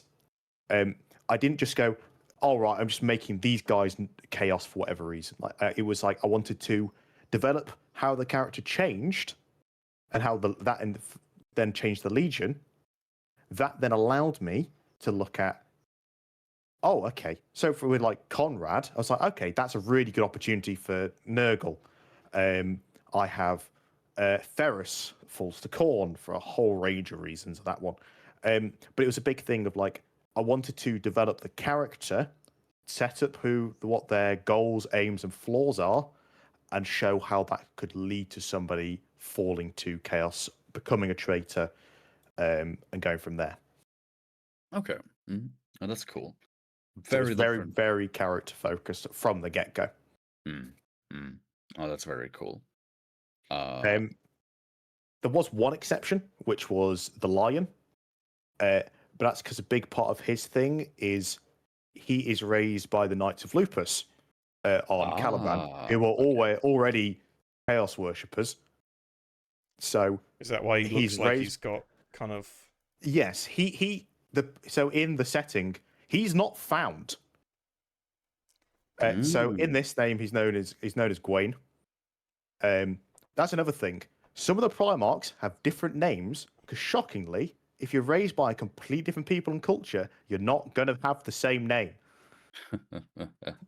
So in this one, for the Lion, it was a case of like, what do I want the idea of what an arc traitor in this one? It was a case of, so we know Caliban already has some chaosy stuff about it anyway, and we already knew about the Knights of Lupus, and now as a prime example to go, right, okay, so in this case, the Lion is raised by the Knights of Lupus. What's the idea of a Primarch who's introduced to chaos even before the idea of the Imperium or the Emperor or anything? And in this version, we have this Primarch is raised by chaos, essentially becomes a champion of chaos, and he basically drags Caliban into the warp. God. And there's a big plot point of the Imperium trying to find the first Primarch, and they just can't find him.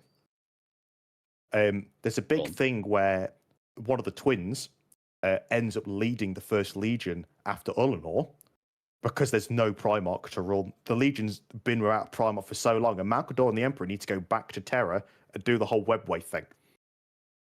So it's a whole plot point. And Gwaine ends up being this character who is a weird mix of Lorgar and Arc Traitor, where he's kind of just pulling the strings as some of the other Traitor Primarchs are slowly falling to chaos, kind of naturally. He's sort of pulling things along and sort of deceiving, and he ends up being sort of like eventually as the heresy's mid-swing, he's like, I am here, I am your lost brother, I am the secrets the Emperor never told you, and it's sort of this idea of, again, he's kind of as a background character ends up becoming sort of like this face of chaos and a way of introducing chaos to the wider of the traitors.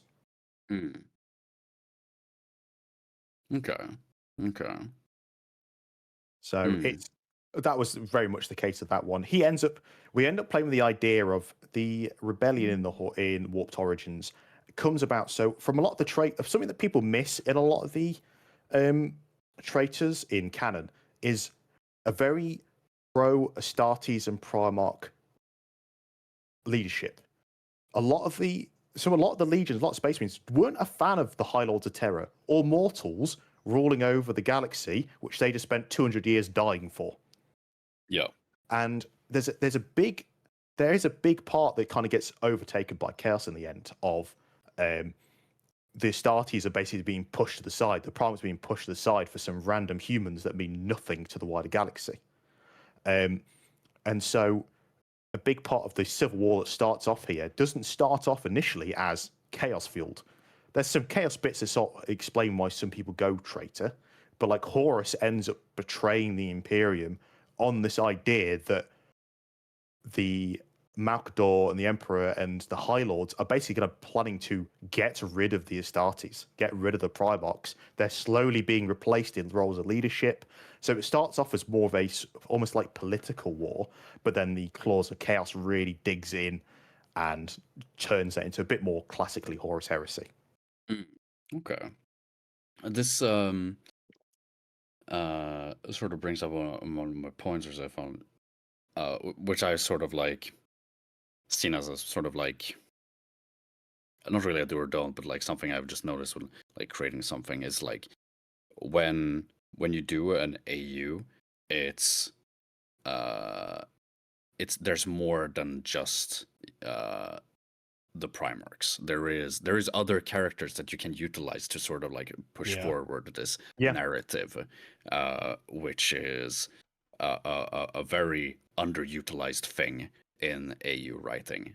So my pro tip, if you want to write your own AU, remember the other guys. Remember the little guys. They are out there. They are as important in a lot of ways as the Primarchs. Well, I think that's worth trying to maybe sidestep into talking about the way you've done the Lion and Co.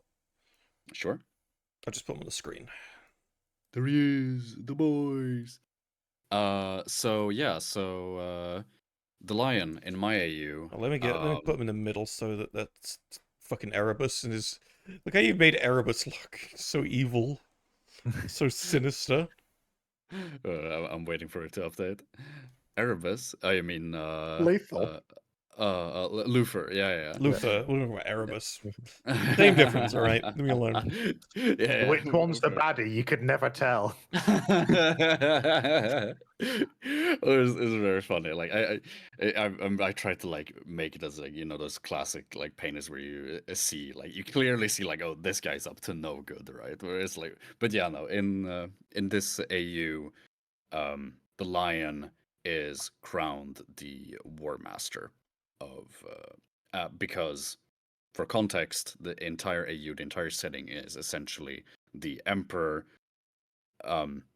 trying to do things differently to stop the heresy from happening. But unfortunately, what just happens is that, you know, shit still goes sideways. So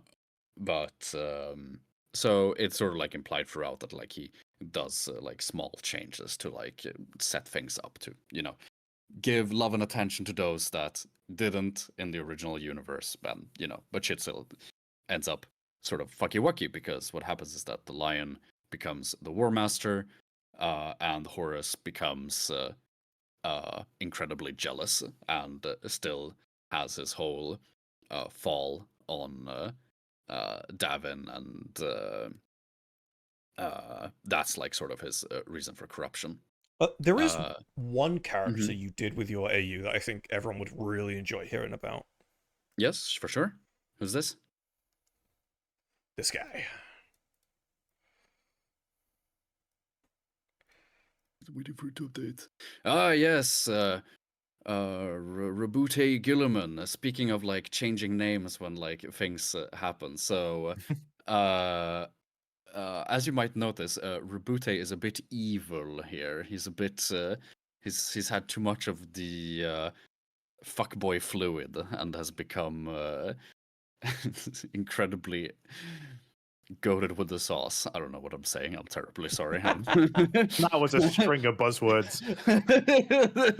The brain rot is getting to me. I'm sorry. Yeah, he. So essentially, what happens is that he gets found by Gallon instead of Connor, and so he's raised by the rival of Connor, Guilliman, and to just he's raised to be this deceptive and manipulative individual, and what happens is that he defeats the armies of Connor, takes over Ultramar, and takes the Empire for the 500 worlds for himself. And then he does what a schemer does, and he betrays his adoptive father and just to pour salt in the wound, he takes the name Roboute Guilliman, because that's like, fuck you, dad, I guess. And so Roboute Guilliman becomes the sort of architect of the heresy. He is the first to fall. He is, and he goes on to introduce the lodges and becomes the guy to spread the joy. I will say this about the Warped Origins. Yeah. And I do mean this with no disrespect. I just mean this with like pure sincerity. Go on. Your Primarchs, about 2/3 of them, are visually painfully over-designed. But you come from that. You come from that era, that group of homebrewers who over-designs the fucking shit out of everything. Do you know what? I'm going to hard disagree. I don't think that's okay. I mean, I wasn't stating an opinion. And... Fight. I don't know. If you look at the Primarch models and the extreme amount of details, and you've given him face tattoos, and this isn't the only one. This isn't the only one. Hang on. He's got some. Hold on. All right, let's that's fine. Let's come back. Let's come back to this. Fucking what? Look what you've done to Sanguinius. Yeah. You disagree that he's fucking open. I'm gonna fucking zoom in on this motherfucker. Could you imagine trying to paint this on a model? Lorgar, you'd rather eat the model covering his entire body. He has to re-tattoo nearly every day. Yeah, but that's because he's a nonce. You've just told me that's over design, and I've come up with that this character has some face paint, and you've gone, well, that's more over designed than Lorgar's Bible written on his skin. I mean, to be fair, if actual defense, the rest of Lorgar's armor is exceedingly simplistic. He has one element, and it's text, it's parchment, it's the kind of thing you see everywhere in 40k. Yeah. You put fucking tribal tattoos on Sanguinius' face! Because he's tribalistic. He was raised by mutants. He was always tribalistic. In this case, he's more fucked up. He's more mutiny. Sanguinius' entire arc focuses around him being a mutant, in a sense. Which one do I think's not over-designed? I despair at the fact that you put scales on everything. Actual despair. I think that's on 2 guys. 1, 2, 3... Three guys. Three You know what? Good fuck. Three and is... 2 of them are twins. What? Oh yeah, they are. Fucking are as well. To be fair, I was thinking about your Space Marines as well. All right. That's also fine. We can also agree to disagree on that as well. No, you must perish. Never. Why have you made? Actually, we talk about nonces real quick. Why have you made Aaron? Oh god, Aaron? Not Aaron. Why have you made Angron look like a serial toucher? Angron is canonically ginger. He canonically has red hair, copper red hair that's matted in with all his cables and stuff. And when looking at ancient sort of like Roman or gladiatorial sort of hair and styles, that was just one of them. So that's why. It's just kind of a fairly bland, messy haircut, and he happens to be ginger canonically. I think it's his face, to be honest. He's also got have you seen the pictures of him? Angron's face is pretty bulky, bulldoggy anyway. No, of course. I'm not saying you were thinking about this. However, this comparison must stand. That is haunting. I've never. Do you know what? I can't unsee that now. Oh, fuck am I about to win? Completely unintentional. At no point was he used as a reference, but he looks like a butcher version You've made him a bovine Dexter Morgan. Wow. Wow. Incredible. Is he still a maniac, or does he just look like one? No, he's still. It's one of those things of. It's a case of Angron. In this case, is able to flee the sort of obviously there's the Eldar assassination attempt, and then he ends up being captured by the High Riders in canon. In this case, Angron's basically able to lead the Eldar to the High Riders. They kind of kill each other, and he just fucks off into like the city and the world. And a lot of that is him sort of just hiding in the streets and the shadows, kind of learning about the world and the way things goes. And he sort of becomes like this people's champion of sorts. Brutal warrior and such, but it's a case of like he ends up overthrowing the High Riders, and what he gets the gladiators with the butcher's nails end up as sort of a desperate last defense against Angron's rebellion, get unleashed on the rebels, and Angron basically has to butcher all the ones with the butcher's nails and everything. So something that not Angron, but well, on his helmet he does it. They have sort of like metal braids on the helmet, sort of honor the gladiators who are forced to be the gladiators, but then also forced to use this horrific last stance by the High Riders. So like the butcher's nails are like indirectly referenced, but it's almost like a honor thing. It's not something that marked on it. So there is one Primarch redesign you have done that I do like. It's a little over designed, but it's fine. I'll forgive it. There is one Primarch redesign that you have done that I do quite like. That I wouldn't mind getting some more information on, and that's the way you've done Fulgrim. Fulgrim. So Fulgrim is, in this case, in canon, he's raised by essentially a factory worker and makes his way up and becomes a key political figure. In this case, Fulgrim from the get-go is raised by an executive. It's like kind of the rulers of the hive, which is mentioned in his backstory. So Fulgrim, we know in canon, is an executive, like a CEO kind of guy. I think he's executive, but that's literally what's the term used in the I think in his backstory. But in this case, yes. So Fulgrim is raised by a ruler on a world which has by a businessman. Essentially, yeah. So this version of Fulgrim is still a perfectionist by nature, but that perfectionism comes in the form of like efficiency and rebuilding his homeworld, which is in Canada a complete mess. And yes, he has become Patrick Bateman. Yes.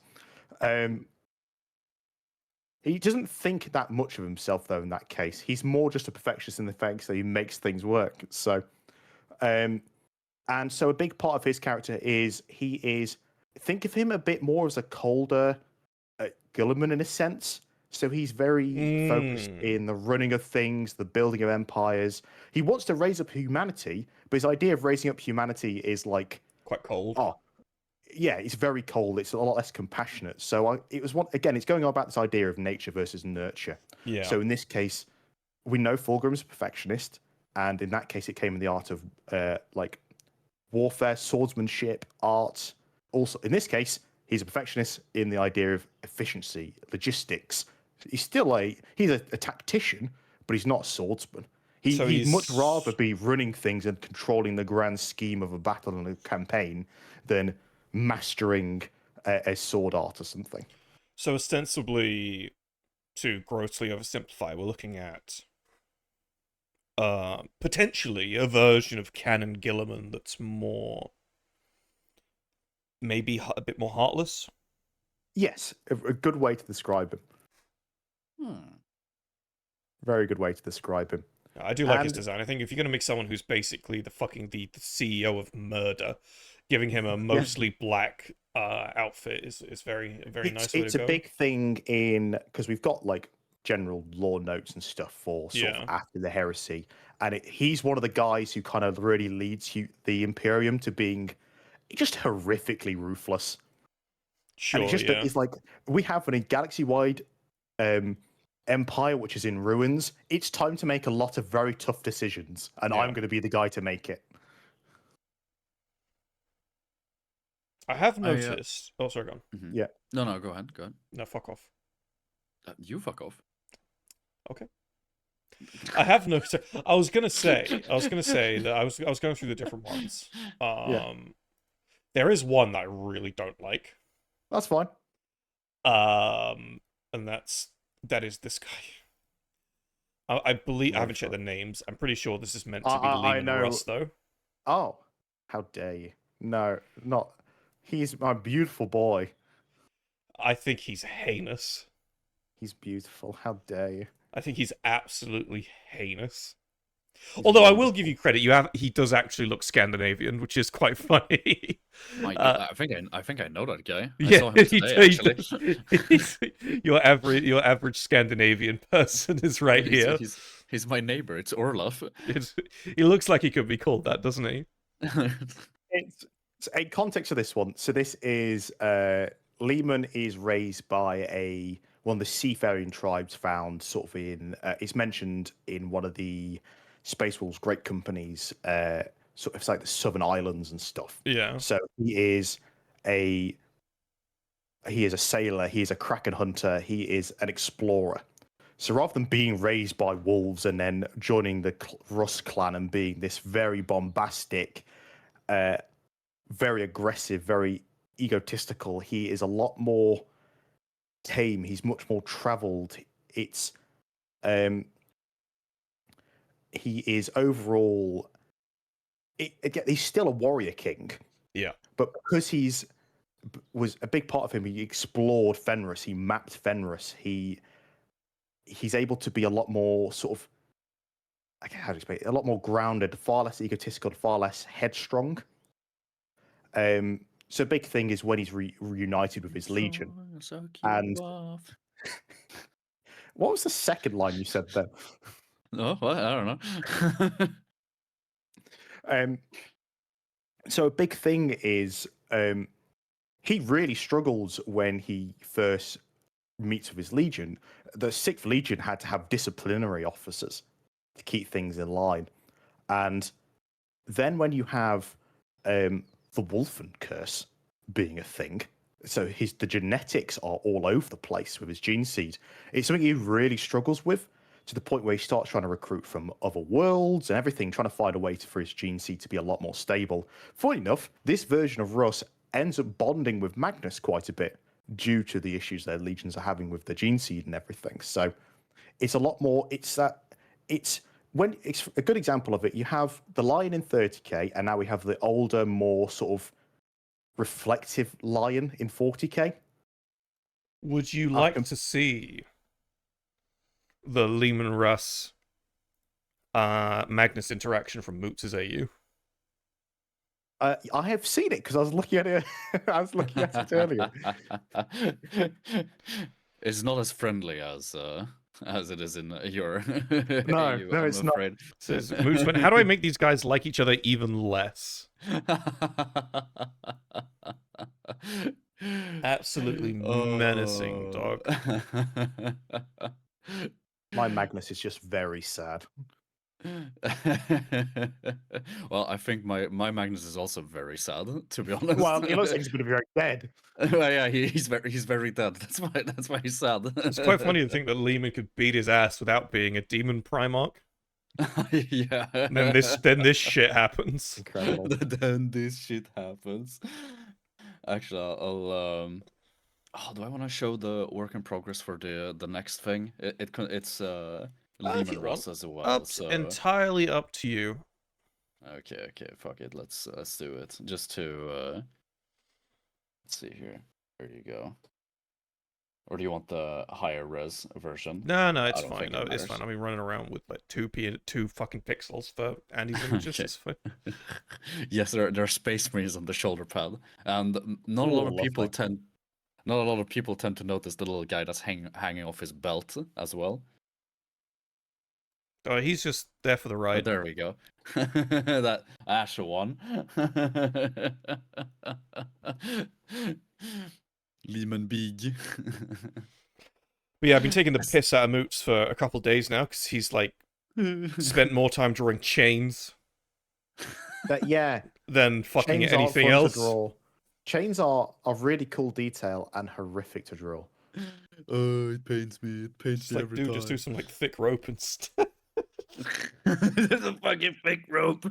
Just give him some thick rope. Gee, he doesn't need the chains. Fucking Carbon 6 says Astartes keychain. Oof. Let me get my keys. Squeezes some screaming legless man. Yeah. I prefer the guy on his shoulder, just because like his pose is so oh no. The funny thing is, you shoot at this guy, you're gonna hit the shoulder pads more often than not. So that he's gonna be able to replace that dude in a day or two after that one gets shot to nothingness. KX Deft says, thank you for the 100 bits. It says, I need Corvus mentions. Please don't do him like Games Workshop did and forget about him. Well, it's funny. It's funny you mentioned that. So a big thing I would strongly recommend for everybody working on AU, once you've sort of got your groundwork, spend some time, just bullet points. What is your each Legion's story arc? Take the time to go, even if just have it bullet points. You don't need to go into crazy amount of depth. Just go, this Legion, this starts with this, and then this happens, this happens, this happens, and in the end, they're left like this. Once you've make sure every Legion has a very clear story. What's the start and what's the consequence? What's the end of it? One of the big things, because Games Workshop with the Heresy was going to be 10 books, and then it became 70, and then the Siege of Terror became 12 books. Some things clearly weren't planned to be on such a massive scale. And so certain legions, the drops like Massacre Legions, the lore's all over the place. And so I'd really recommend, because we have the advantage now, we know how the heresy plays out. We have the complete story. So look at it, look at the notes and stuff, and sit down and go, what do I want to happen for everybody? And make sure there's a story. Because, again, the fact we've I think it's not the first time when I was on here, we're having a bit of discussion about some of the holes in the heresy and some of the issues like Vulcan and stuff like that. So take the time just to plan it out. It'll take a while. It's taken us a very long while to try to plan out each of the legions, the Primarchs, and that's fine. But just make sure you've got something in place. Because if you start writing loads of things, it's going to become really apparent which legions you like more than others, and the legions you like more than others are going to feel really bland. Yeah. Also, you have to accept that some legions are just more important than others. That's very true. Yeah, try telling that to a fucking Iron Hands fan. I'm an Iron Hands fan, and I'm happy the fact we are useless. We just have to Norn, acknowledge how useless we are. Norn, I have tried to tell him to get a chain brush. He refuses. Moots, would you like to tell everyone what this is I put on the screen? Oh yes, of course. This is Zechian Demon Prince Corvus Corax. He got a bit insane. He locked himself in his tower of depression, and he was visited by a crow. You know, you could say someone came rapping at his door, and sort of told him like, hey man, I know you're all depressed about the state of your legion and how they're being all mutated and fucked up. I can fix that for you, or I can show you how to fix that. And lo and behold, the crow turns out to be a little guy known as Erebus, and the fix is taking the chaos pill, and now he's a Zechian demon prince. I just gotta say, real quick, I absolutely adore this guy. Just something about it. I mean, I'm gonna ignore the fact that both of these two dudes are missing. He's shooting over there. To be fair, he seems to be a writhing mass of shape and warp. So technically, he's shooting where he might have been. Yeah. I've always been quite taken with this guy. I think this guy looks great. Just something about his pose and his power fist and the chunky Mark III. Thank you. A very chunky boy. This is also around the time you started doing Mark III backpacks like this, with this very specific kind of exhaust. Only you do this. It's a little phallic, but I'll go over it. But they do look like jet exhausts like this. You know what I mean? With that, you can imagine that sort of, like you've done here, like a bluish jet flame kind of coming out of them. But can we just look at how fucking eldritch this motherfucker is for a sec? I love eldritch Tzeentch. Tzeentch needs to be more consistently weird. I wish, even with like the model, I get why the models are, but like the fact that every model is just like, here's a bird with some fire on it. Like, oh no, be weirder. Make it just kind of in like a mass of flesh. Tzeentch is also a god of mutation. and I feel like we don't quite get enough of that sometimes For in like the sure. models at least. So For him sure. being this like this demon Corvus being this writhing mass of different forms is so good. I thought it really played into like my sort of idea as like it's very externalizing the internal Yeah. sort of deal. Oh, thank you, scoffing Mocka 1. Hell yeah! Thank you for the. How many are these? Five. Much gift appreciated, my dude. subs. Thanks so much, Hell man. yeah! Thank you. That's extremely kind of you. Yeah, no, it was very much about, as I said, like externalizing the internalization. He's literally tearing himself apart, and you can see the like different faces appearing. The eyes as well coming out of weird places. Yeah, eye nipple, as someone said. Well, in you've done the eyes in the wings as well is exceedingly eldritch. Yeah. There's also a specific number of eye wings that may or may not be Zinch related. Very cool. Hey, there it is. I was wondering where that one went. Yeah, there we go. Right, should we have a look at... Oh, these are word bearers, by the way, down here. Yes, these are very cool loyalist word bearers. Right, well, I wanted to bring up something that there's. I'm trying to remember what the two other points was, but there was 3 points that I was sort of thinking about as we were talking before.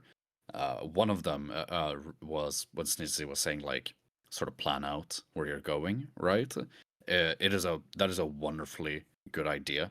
I personally, what I've done and what I would, I don't know if recommend is the right word, but something that has worked for me, right, is think what happens next. And when I say what happens next is unless you plan on killing the setting at the culmination of your AU heresy, ask yourself what will the 40k era of your AU look like. Now I'm not saying like plan it out in like the most excruciating detail, but sort of just ask yourself what is the end point for your for the factions. Like what are the Iron Hands gonna look like? What are the Iron Warriors gonna look like? Well, like at this point. And that sort of like puts you in a position where you see the end goal, so you know what you're going towards. Yeah, I mean, I would argue that that's optional, but I can see why having that foresight might help you in the present. I don't know if you need to think as far ahead as 40k to do that, though. No, it's a bit of an it's a bit exaggerated, but it works for me. So, yeah.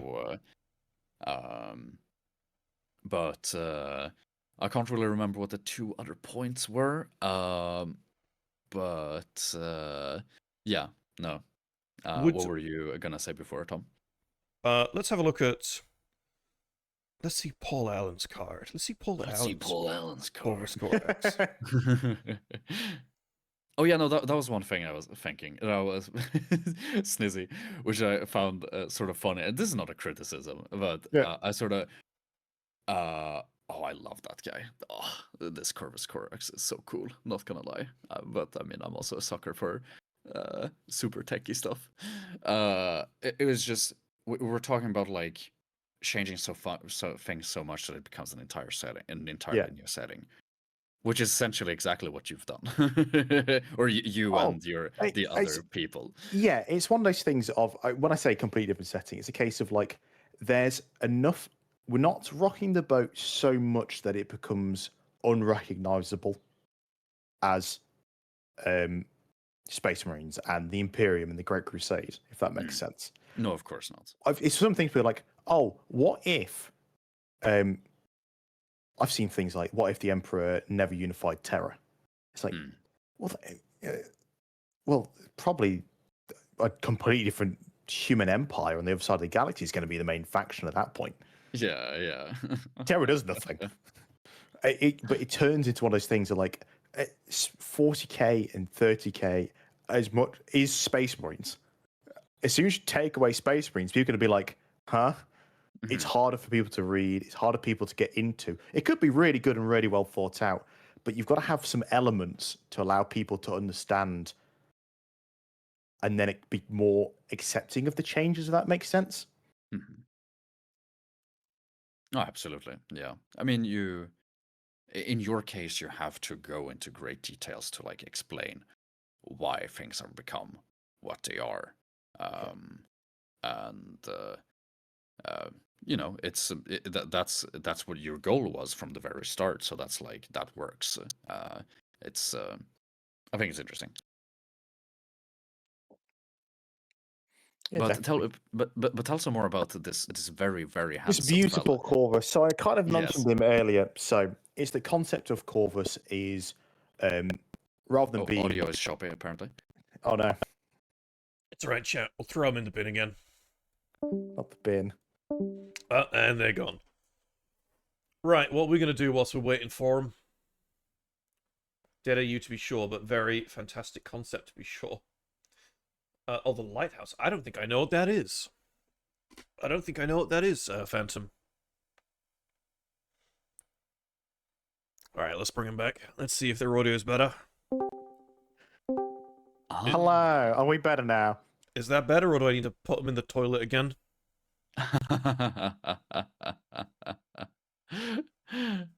Beautiful. I can put him in the toilet again. No, please. So, this beautiful chappie is what happens if Corvus is raised by the tech guilds rather than being be with the slaves and stuff. So he's basically raised. He's found by an enforcer, one of these tech guild guys, and he's raised just to be the worst person possible. He is an enslaver. He is a deeply, again, very techie vibes in general. Being the worst person ever and being a Primarch, shockingly, overthrows the tech guilds himself. He's just generally awful. To the point where when he reunites with his Legion, he really likes his Legion. A very complete stark contrast to what happens with good old Corvus and Cannon, who sends them away. And it's a case of you have a Primarch. This is a really good example of, again, look at the kind of nature versus nurture thing, where in this case, Corvus's entire upbringing is just being the worst person possible, and it just turns him into the worst person possible. Funny enough, though, this guy is not traitor. He is loyalist. Because he gets to... He's efficient. But yes, he goes around conquering and enslaving a load of people. He has an army of servitors. He has all sorts of, like... bomb collars on workers to make them work beyond exhaustion and crazy things like that that you see in the darker parts of the Mechanicum and stuff. But there's nothing in the Imperium that doesn't let him do any of this. So why would he betray it? What's the point? He's conquering the galaxy and getting to do what he wants to do. And then when the Martians start going a bit rebellion, he's like, this just means I'm going to have a way more control over the Mechanicum and Mars. So it's this whole case of he just becomes awful, and it's a case of where he just gets to join his Legion, likes him when he joins them. I do have a bit of a contention with that might give you something to think about. The traitor Primarchs in canon aren't traitor Primarchs because they hated the Imperium, although some of them did hate the Imperium. They're traitor Primarchs because they were the most corruptible. Yeah. This guy sounds very corruptible, since the first thing he did after stepping out the pod was, yes, I'm going to be deceitful. I'm going to be deceitful, I'm going to lie, I'm going to betray, and I'm going to enslave other individuals. He has loads in common with the forces of chaos. So what stops this guy from being corruptible beyond, I like the status quo, because I don't think that sells it to me alone. No, that's fair enough. It comes down to, it's also situations around it. It's when you look at those who got corrupted, you have Angron, who just was, well, obviously outside the nails, sort of despised his whole situation of how he got brought into the Imperium. You have Fulgrim, who was egotistical, but only really showed signs of betraying after finding a Chaos Sword. Mortarion already had issues with the Emperor being a psyker, and already started having general falling outs with that sort of regard. You have Magnus' whole situation of already making deals with Tzeentch. You look at Lorgar, who already had sort of kind of exposure from Chaos Gods on his homeworld, but not got burnt by the Emperor and shunned for it. You have Alfarius doing. We won't talk about Alfarius. And then you have Horus, who has Davin. So a lot of the Chaos Primarchs had direct Chaos things that pushed them down these routes. Fulgrim wasn't innately just like this. There was clearly aspects of his perfectionism that where he started to push things. But they weren't chaos or traitors until things really started pushing them over the edge. Like, a lot of these things happened before they fully planned the whole rebellion and everything. So in this case, you have a guy who is, again, a fairly awful person. But if everything within the Imperium kind of just backs it up, he's not doing anything the Mechanicum isn't already doing. He's not doing anything that, say, the Night Lords or somebody was doing. It's just a case of he's not doing it in such an... He listens to orders. He follows the War Master. He does what the Emperor has asked him to do. He's just quite cruel and malicious. So there are elements to him that could, in theory, be corrupted. But because he wasn't put in these situations like Fulgrim, Angron, the Lorgar, there's not that push. How does he compartmentalize or be at peace with, assuming he lives in a headspace where it's like, yes, this is what we're all working towards. How does he compartmentalize achieving the Emperor's Golden Path? Because it sounds like that runs contrary to the status quo he so clearly thrives in. Well, I think that's a case of, that's probably a question that could have very easily come about with let's say the Crusade, that the Civil War wasn't happened. It's very likely that he could have very quickly become a problem. Very easily. It's a case of he's someone who's very happy to be a part of the war machine and the very ruthless, cruel part of it. And then as soon as that, it's the same sort of thing of the Martians wanting to have starting to question things and have more freedom. If they weren't doing that, Horus had no backing. And it's the same sort of thing of this guy was very happy with the Crusade, and had things gone a lot more peaceful and his methods of thing were no longer needed, that very likely would have caused a whole lot of drama in the situation. But because of the Civil War, because of the other traitors, that's not really addressed. But in doing so, it means that come after the heresy, he's got a lot of free reign to just implement a lot of the ruthlessness we see in a lot of the 40K's Imperium. Well, that kind of funnily kind of leads to my next thought, because it sounds like the heresy happening was the best thing that could happen to him. Yes. Because everything going wrong... I mean, this is why I kind of I find it a little bit contentious, because everything going wrong... Because he's a Primarch, he's not a fucking idiot. Even Conrad Curze... No. Well, maybe I shouldn't say that. But he's not an idiot, right? So the heresy has made everything go wrong. And that's what's led to the best outcome for him. Yeah. And it just seems like he would be able to foresee, before the heresy, it seems like he'd be able to foresee that if the Emperor's dream comes to fruition, there won't be a place for his kind of... What's a good word? I want to say barbarism, but that doesn't really quite cut it. You know what I mean? I guess control. Control, yeah, that's a much better word, for sure, yeah. It's a fair point, but it's one of those things of...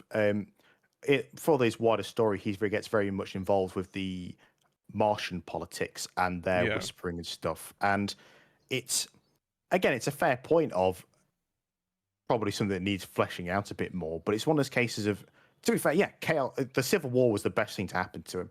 And to be fair, it's probably something to look at of, well, what would happen later Crusade? Was he having these thoughts or questions? But again, it's sort of looking at that timeline. There's so many things of, even in canon, if the heresy didn't happen, the Night Lords were on their way to being censored anyway. Angron was going to be put down, essentially, because he was going to die at one point because of his nails. The heresy was the best thing to happen to, quote, best thing to happen to Angron, because he was able to ascend and keep fighting. And fight against I don't know if he'd agree with that, but yes, no, I do see. He probably wouldn't, but, but that's the concept I mean. Like, there's examples of that in canon of, like, there's Magnus giving up his eye to Tzeentch was something that was the flesh change died down a bit, but the fact that Magnus made a deal with Tzeentch really early on, if let's say the Crusade was happened and won, that was gonna have a consequence at some point. Mm. Tzeentch was going to claim something one way or another, and so that's the whole thing. Of there's a lot of things even in canon where the heresy kind of helped interrupt some things, and in other ways, it worked out for some people and it really didn't work out for others. There is a way you could get around some of these problems, actually. I've just realized. Like, actually a really easy fucking fix. That I think for a character like this would really work. In fact, some of the GW didn't really explore very well, and I feel like they could have. But maybe a little bit of the idea that, oh, those are all the guys on the other team. I fucking hate those guys. Because this version of Corax sounds like a hateful motherfucker. Yeah. You know what I mean? Like, there's a level of, because if we go back to the canon heresy, if somehow, in some reality, because I think Horus said something along the lines of, if he could only have Guilliman or Dawn or Ferrus, if he could have only had one of those three join him, then the heresy would have been a curb stomp. Yeah. And so you could kind of imagine this guy going, oh, I fucking hate all of those guys. I'm not gonna join their team because I fucking hate those dudes. Yeah. Perhaps. You know what I mean? Well, it's one of our writers in the chat, Antus, just mentioned the fact that, so it's something I'd forgotten. One of his, as the Crusade is slowing down, he starts getting very involved in mechanical politics and starts stirring things up anyway. So it's a case of he already starts to get a bit fed up and bored and is trying to stir things up. So that's, well, I had forgotten that bit, to be fair. So Mechanicum politics. Primarch getting involved with the Mechanicum is a fun one because it's one of those things that Games Workshop had always... They didn't avoid it, but they always kept the idea very much at arm's reach because... I'm assuming he doesn't believe in the Omnissiah or anything like that. No, he sees the Mechanicum for what it is, yeah, but also sees it as a tool as well, right? That kind of approach. It's the war machine of the Imperium. It's how the Imperium functions as the militaristic empire it is. Oh, the tool of control, which is why he's so enthralled with it. Exactly. I get it. Yeah, I like him. I'm not sure about his I'm trying to throw in the raven or the crow in there still, but I like the colors. It's quite funny. Was that just Tim? The use of the no. So the use of the raven and the crow was something where that was a symbol that started to be used when he was on his homeworld and everything. The crow sort of raven was being used as a symbol by the rebels. Okay. And so he took it from them.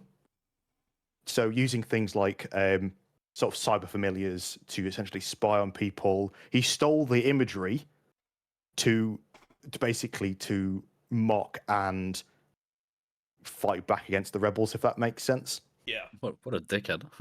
Yeah, generally, the tech guilds had a moon dedicated to slaves and prisoners. They weren't exactly the greatest guys, but that was the concept of. So I got to keep some of that sort of design aspect from the Raven Guard, but sort of twist the origins of it. A warped origins, you could say. All right. Tom, I know you're loving this stream. No, let's move on to another. I would like to close this down in about half an hour. That's fine. I'd like to go get some food. But let's move on to another. Let me open up Moots' box again. Oh yeah, Moots. There is one image I'd love it if you could talk about for a spell. Okay. All right. This is one. This is an older piece of artwork that you did a fair while ago, but it's still a good one. Well, so good. Ah, yes. So we were talking about how Magnus got how he died. And this is the culmination of that. Let me see if I can find the exact thing here. So well, shit, I've lost it. There we go. Yes, yes, yes. We had the thingamabob here. There we go. So, yes. So this is what happens with what's left of Magnus and what's left of Azek Ahriman. So basically, what happens, or the way is that when Magnus dies, he makes a final plea or he makes a plea to the Emperor, which basically goes, "Hey, I fucked up. I know I'm dead. I can't be saved. So please save my sons." And the Emperor, hoping who wants to make sure that what happens in the main universe doesn't happen here, complies. He saves the remaining 1,000 sons, returns them to Terra, but Magnus himself is unfortunately beyond saving. His physical form has been broken and murdered by Leman Russ, and literally only shards of his soul remains. And so the Emperor, in a bid to try and save what's left of his son, puts this shard, or binds it with Azek Ahriman, creating Janus. And Janus, in his new form, in his new this new entity, goes, "Hey, I have one last request to make, and that is to rebuild 1,000 suns, so we can prepare for the coming siege." And the Emperor complies with that as well, and thus the Grey Knights of the Astartes Heresy is born. So here we have the first Grand Master of the Grey Knights, Janus. What happened to Revula Vita?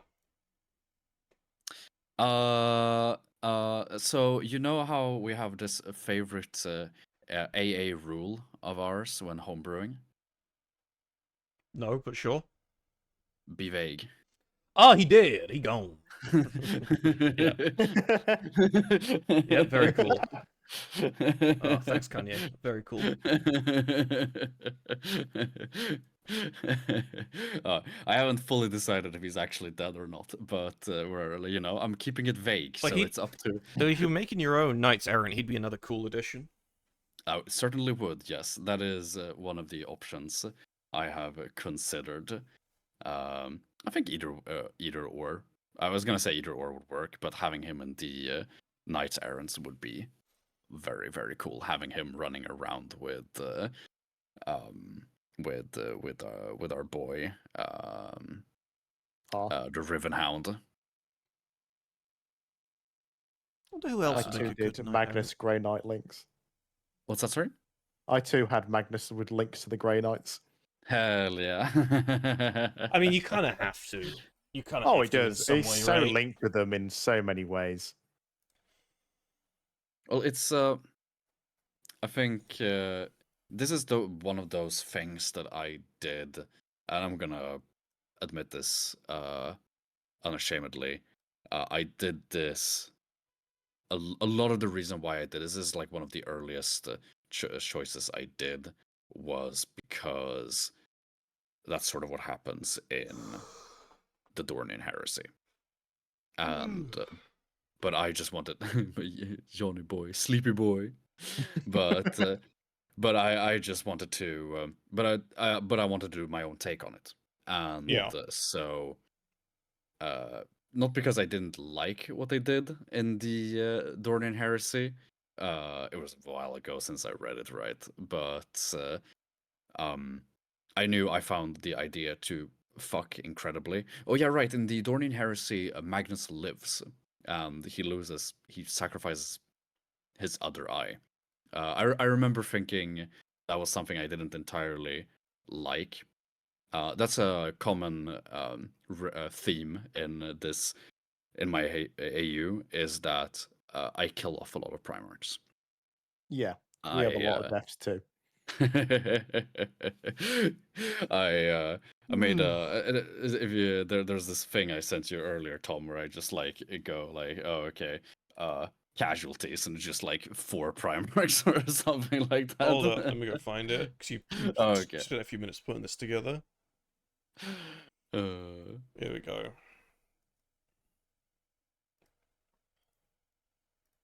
Your fucking fat ass is covering the screen, so I gotta put it up here. there we go. Yeah, so I made this to sort of like show, you know, where the allegiances are and who's what and what now. Yeah, so and you can see that there's like we have the white scars of in the traitors, but then we have Jagatai Khan sort of like in the middle, leaning more towards the loyalists, just because he goes pirate. But yes, loyalists that are missing: Lion, Fulgrim, Rogaldorn, and Magnus. Wait, so did only in the Alternatus did only the loyalists lose people? Oh no, the lion's gone missing. That's it. The lion's gone missing. So the lion might even be alive. Fucking sucks to be a loyalist in Alternatus, honestly. It's in Warped Origins. We have Alfarius dies, Vulcan dies, Corvus dies of the Scouring, Angron dies. Yeah, bad time. Typical. The one universe where Angron doesn't get the butcher's nails, he dies. Yeah, he get Lorgar dies, Horus dies, Gawain dies, the Lion dies. You get some demon primarchs get banished here and there, but yeah, there's pretty hefty casualties. But that's will always be my biggest critique of the canon, in the sense, obviously they want them to maybe come back because of that sweet money, but yeah. A lot of the fights feel like they should, like, the Primarchs have this groundbreaking like duel, a huge clash of ideologies, and they both just kind of just fall over and then get carried away by the legions. And it's one of those things that, like, when the Primarchs clash, it should be demigods fighting to the death, because that's what should be happening. The amount of times Primarchs just kind of crawl away, and it is what it is, and they get better in a few months and they go to fight somebody else, and it's quite anime in the fact that it happens. So, but I understand why in canon it is like this. But that's kind of the joy of doing this, is going like, oh no, when Angron fights Demon Roboute, it is a horrific slog.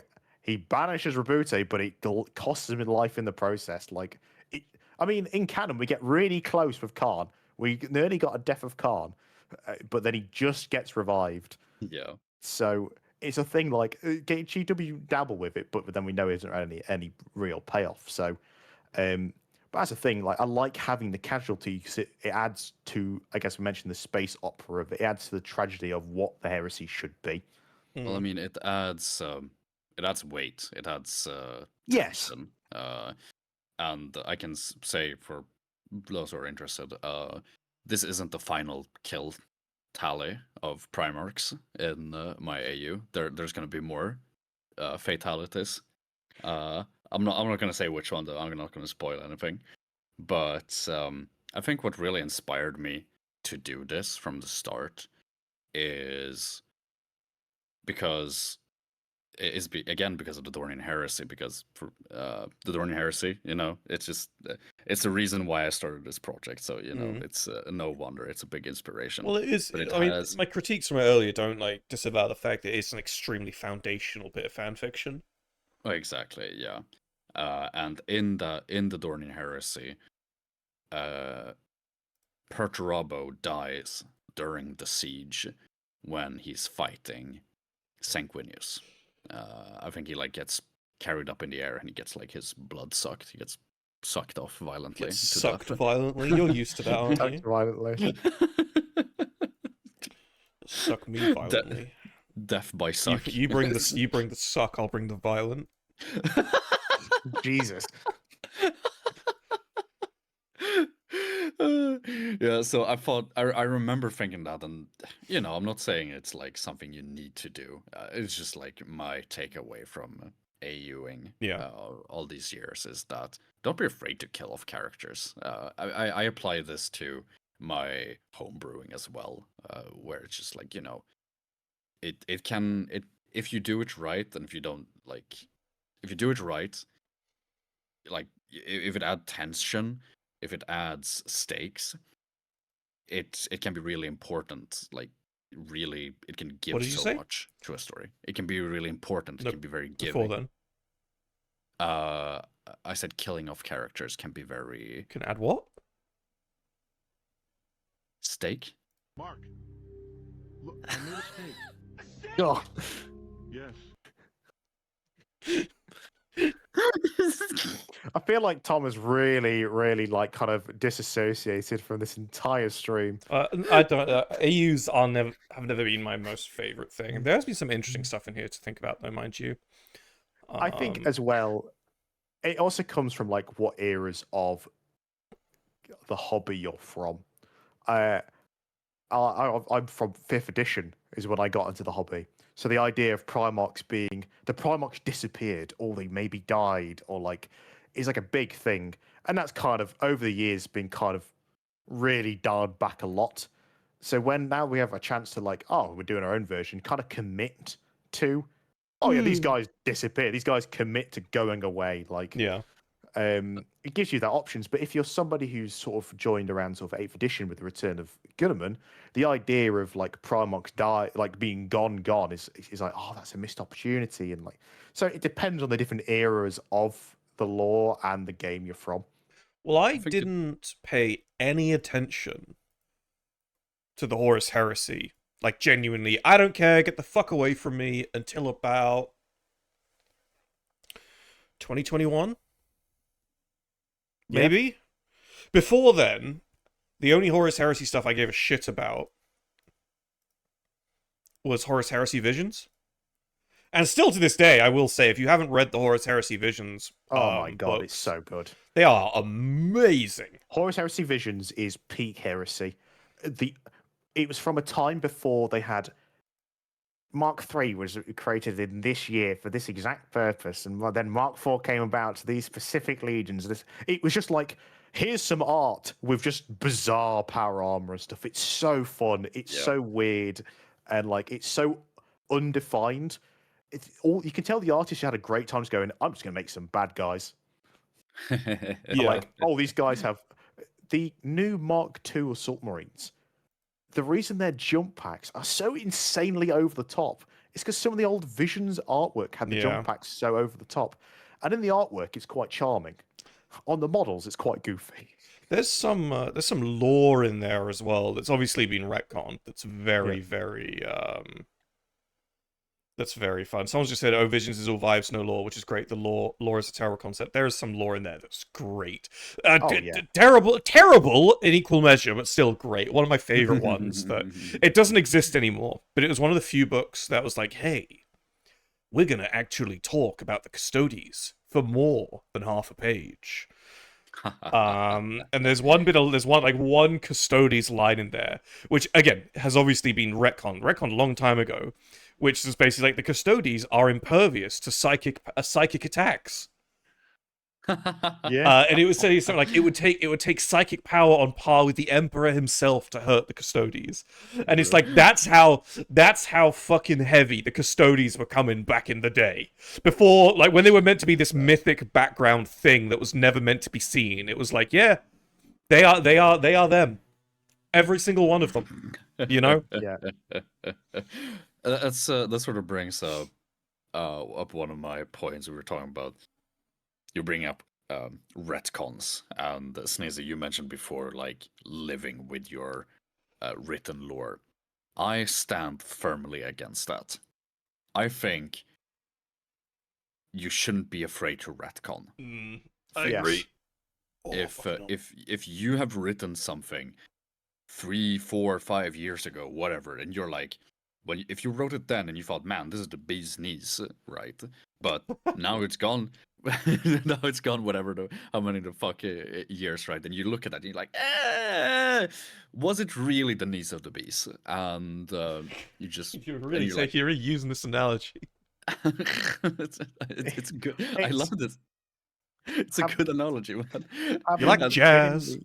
I've been in the AU scene for like I've been involved in AUs in and out for about a decade.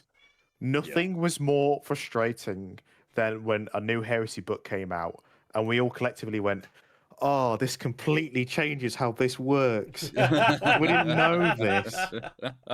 It's really funny you Sometimes said, as soon as you said that, someone said in the chat that's basically what the authors did with Saturnine, and I completely understand. With that in mind, I fully understand. Again, we're having this rant before we start the stream. Saturnine Fuck Saturnine. is fucking stupid. It should have stayed as Mark 1 Terminator armor that just happened to be rare, and they made some Saturnine armor. I love Saturnine Terminators. I don't like the lore. I don't like the Dreadnought. Actually, honestly, a special place in hell for the Saturnine Dreadnought, honestly. Yeah, to be fair, again, Antis, one of our writers, just brought it up. In Warped Origins, when Saturnine... Obviously, we've been writing it for about 2-3 years now. When Saturnine lore came out, we collectively went, nah. Sorry, the other part of the AU is, I'm afraid, the moon of Phoebe. Yeah, sorry, it never existed. Sorry, guys. oh no, the thing is, we have Saturnine as Mark 1 Terminator armor, which is extremely rare and basically only found in the First Legion.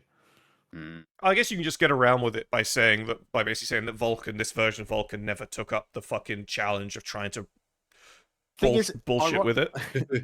We might have put Vulcan in Saturnine.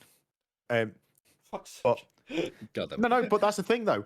So funny enough, Vulcan does look at it and works on it and keeps it for himself. It's all for me.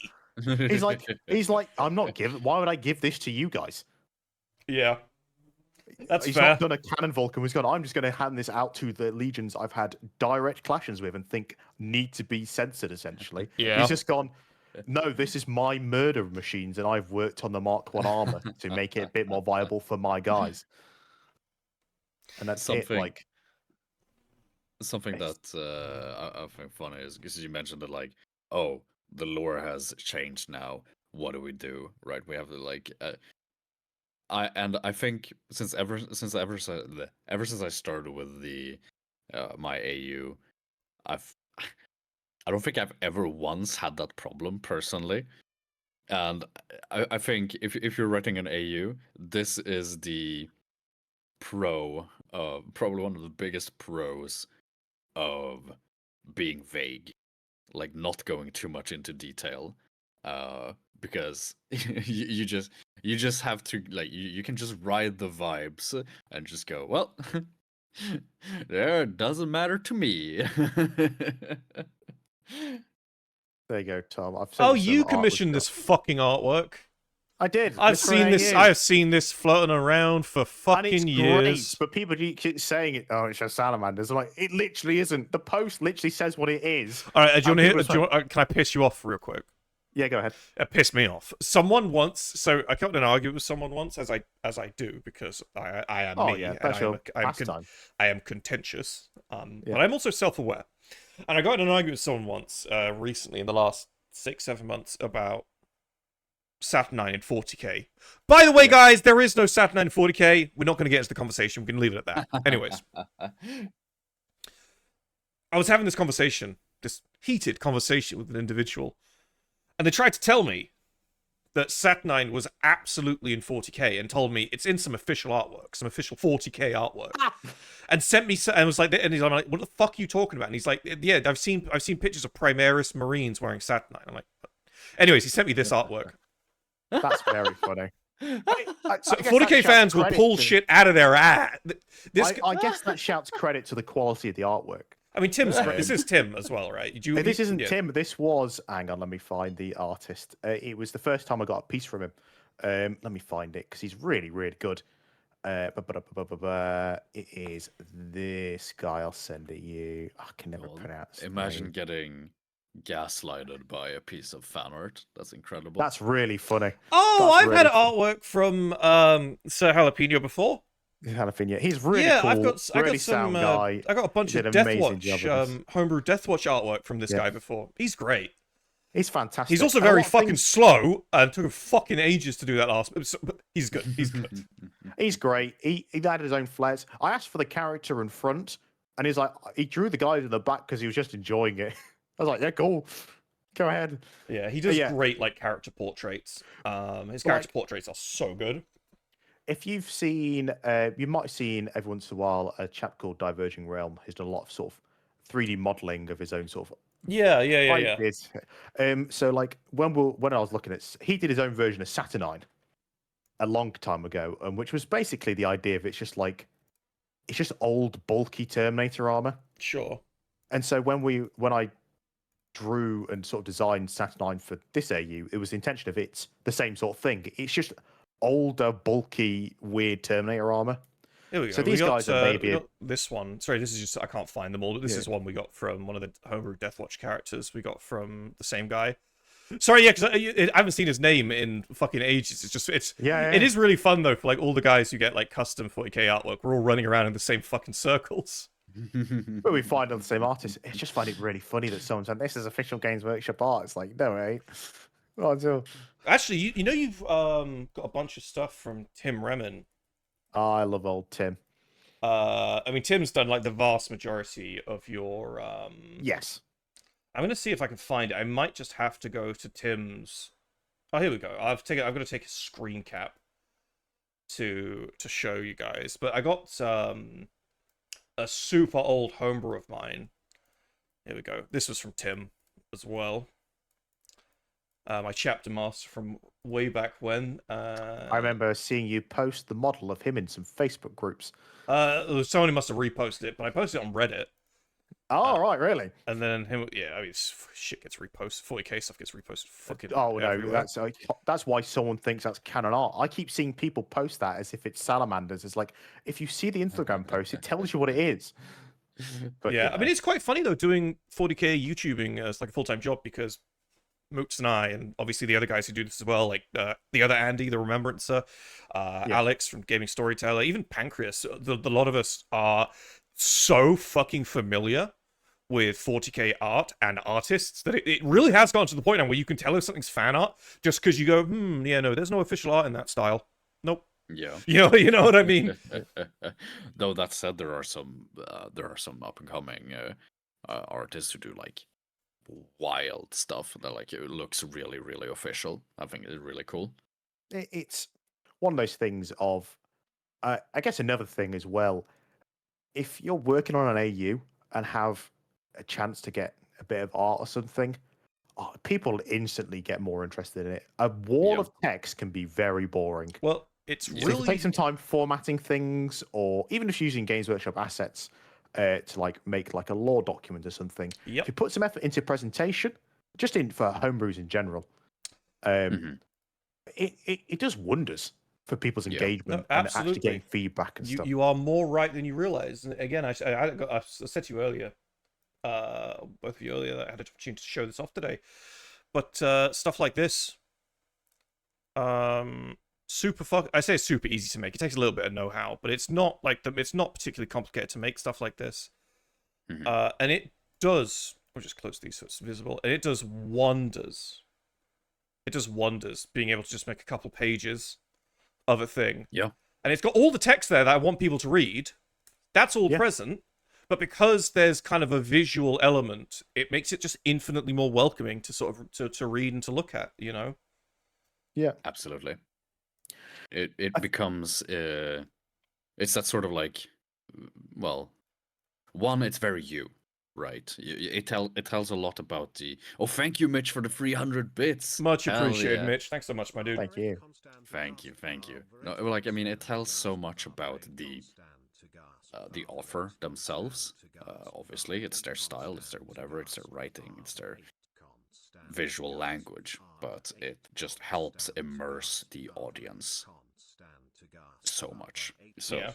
as Snizzy is saying, if you do get the chance to get art, you know, take it. Or you can do like what some British guy in golden power armor does, and just like make friends with a guy who loves drawing and get free art draw me sometimes. shit for my homebrew.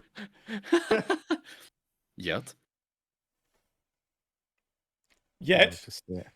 Well, 5 years in, I'm still waiting. Oh, someone's just pointed out the Warped Origins is actually nearly 5 years old. I thought it was like 3. Oh. Oh no. I started my AU back in like 2019 or something. That's even older. Crazy. Are we just old? Are we just grumpy and old? Oh no, don't say that. I'm not 30 yet. Nor am I. I got another fucking year. Well, 10 months to fight off the demons, but I'm not 30 yet. I've got just under 12. Wait, Tom, am I older than you? Yes, you are. Wait, I thought you were older than both of us, Andy. No. You fucking fetus. I was 29 at the end of April. Oh, you're actually a month younger than me. Get away from me, you fetus. Wait, Tom, what year were you born? 97. March. I'm 97 as well. Oh my god, you're all babies. When Well, were you born? I'm the old You're one here. old. Look, I'm born 96. look, I may be All right, calm down, Granddad.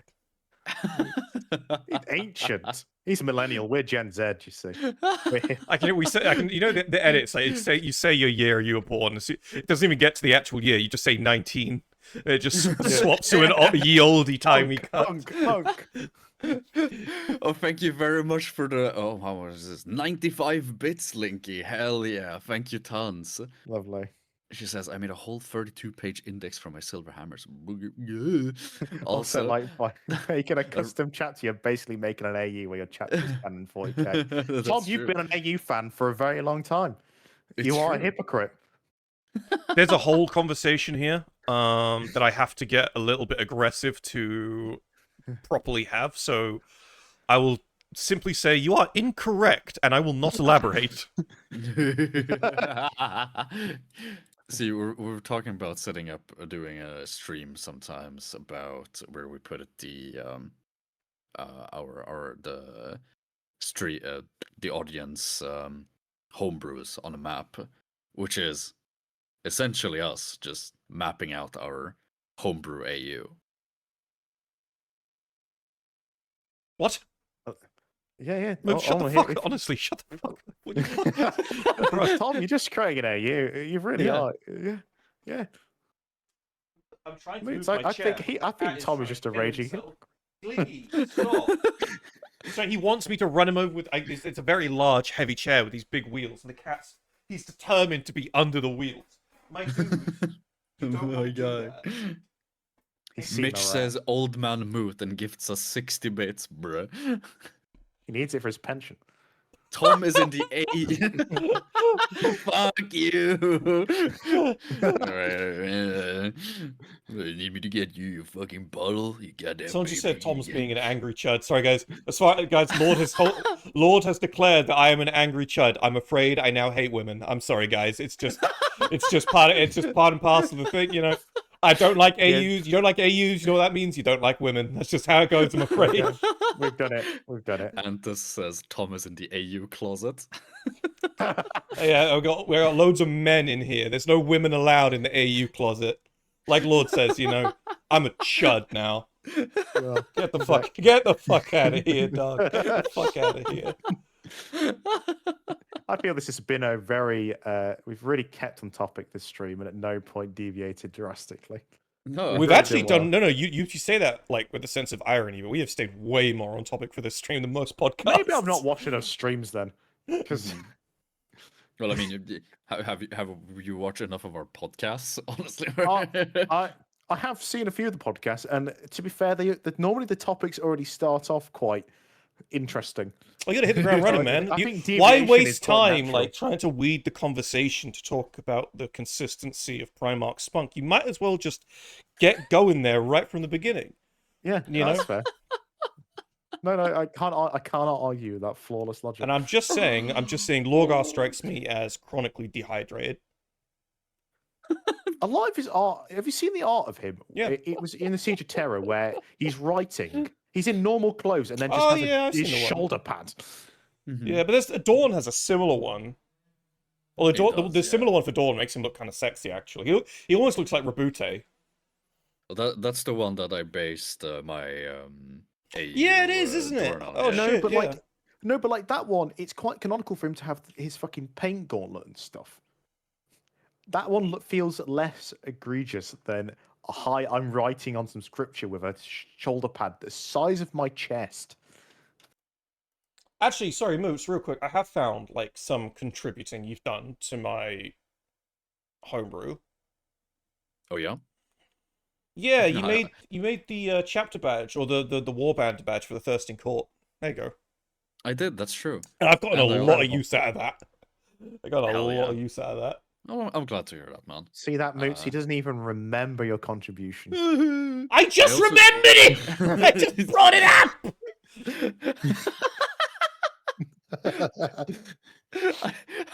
I also drew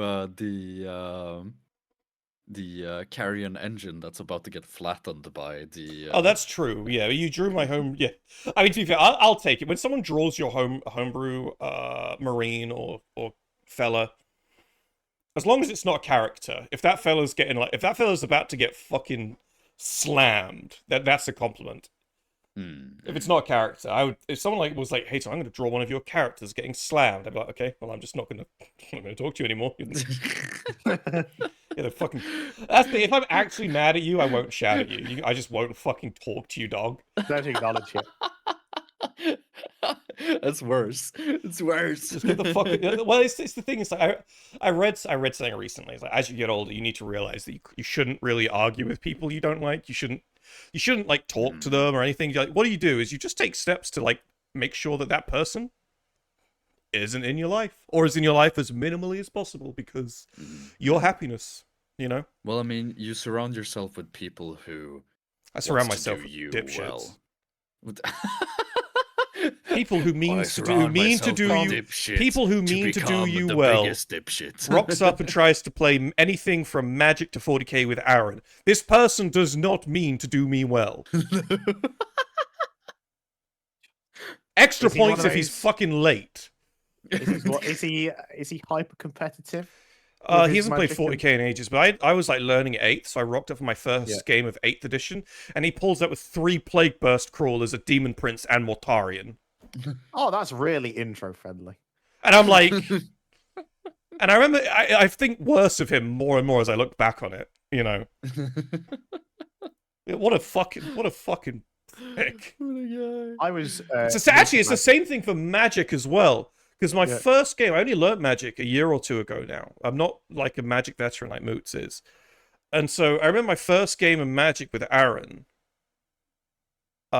He was like rushing through the phases, the steps. And I tried to say to him, it's like, oh no, I wanted to like interrupt so I could counter that and play a thing. And he was rushing through his steps, and so he just said, sorry, I've already played my card. You can't do that now. Just speeding through the game, so I couldn't. That's crazy. As a brand new, because you couldn't do that to a veteran player. A veteran player is going to go, no, shut the fuck up. Let me play my cards. You know, that's mad.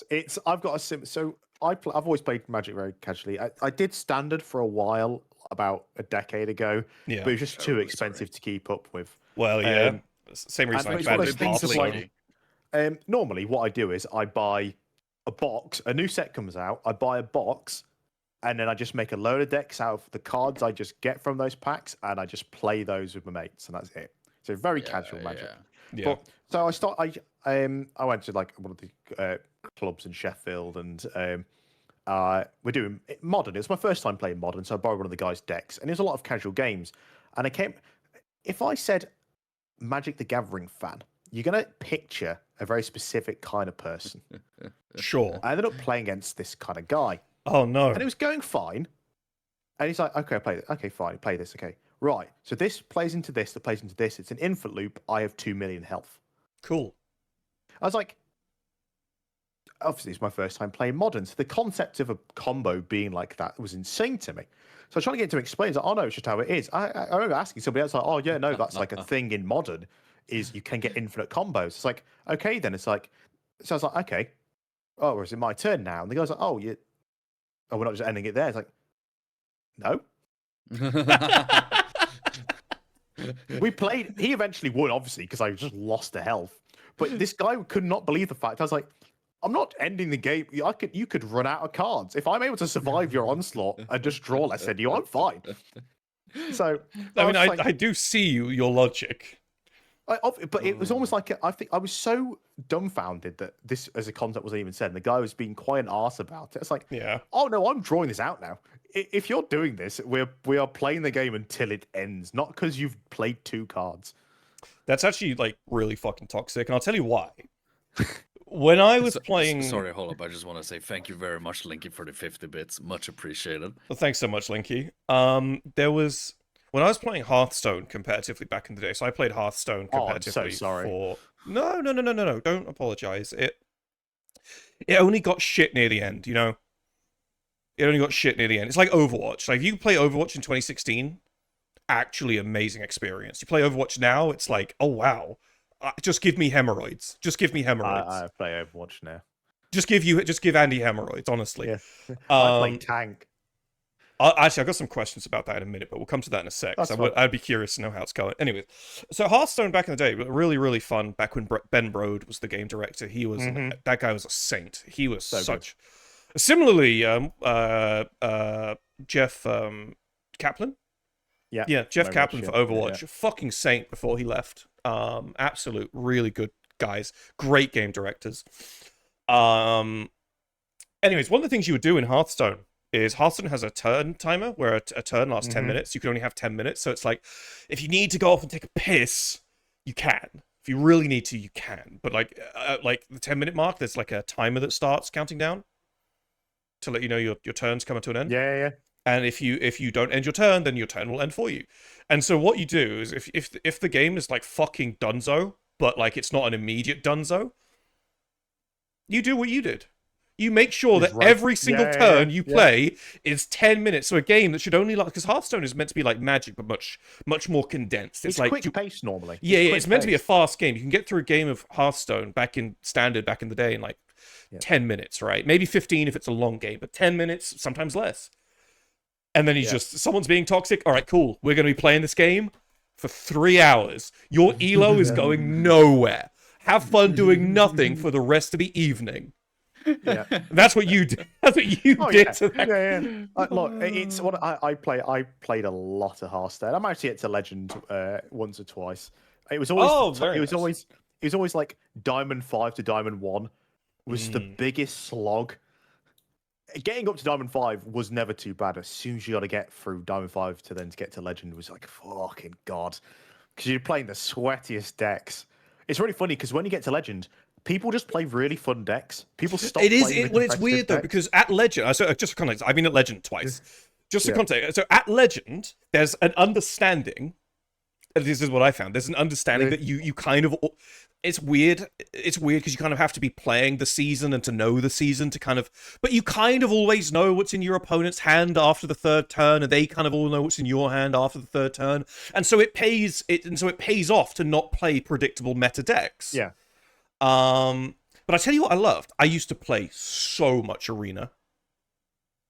Arena was fantastic. I loved Arena. You can find it on the Hearthstone subreddit. There's a post with over 8,000 upvotes, which is me getting some absolutely impossible, statistically impossible bullshit on Arena. During whichever season it was back in like 2017 or 2018, and I'm still to this day I'm so proud of it. I miss Hearthstone quite a lot because it's a fucking auto battler now, right? Which is yeah. Did you have a particular favorite like class? I was a paladin simp. Oh yeah, same. I lived for paladin. Paladin and warlock. I played the most. I did have a phase where I played warrior for like 6 months, and it was very fun. Paladin, warrior, and hunter are my ones, but paladin was always Hunter players need. It's a good job. My one. There was a deck. There was a card called the Countess. If your card has no neutral cards, add 3 legendary invitations to your hand. Yep. That card in this like really weird like legendary heavy deck was brutal. It was brutal, but it got me to Legend, so I was happy with it. But yeah, Hearthstone was great.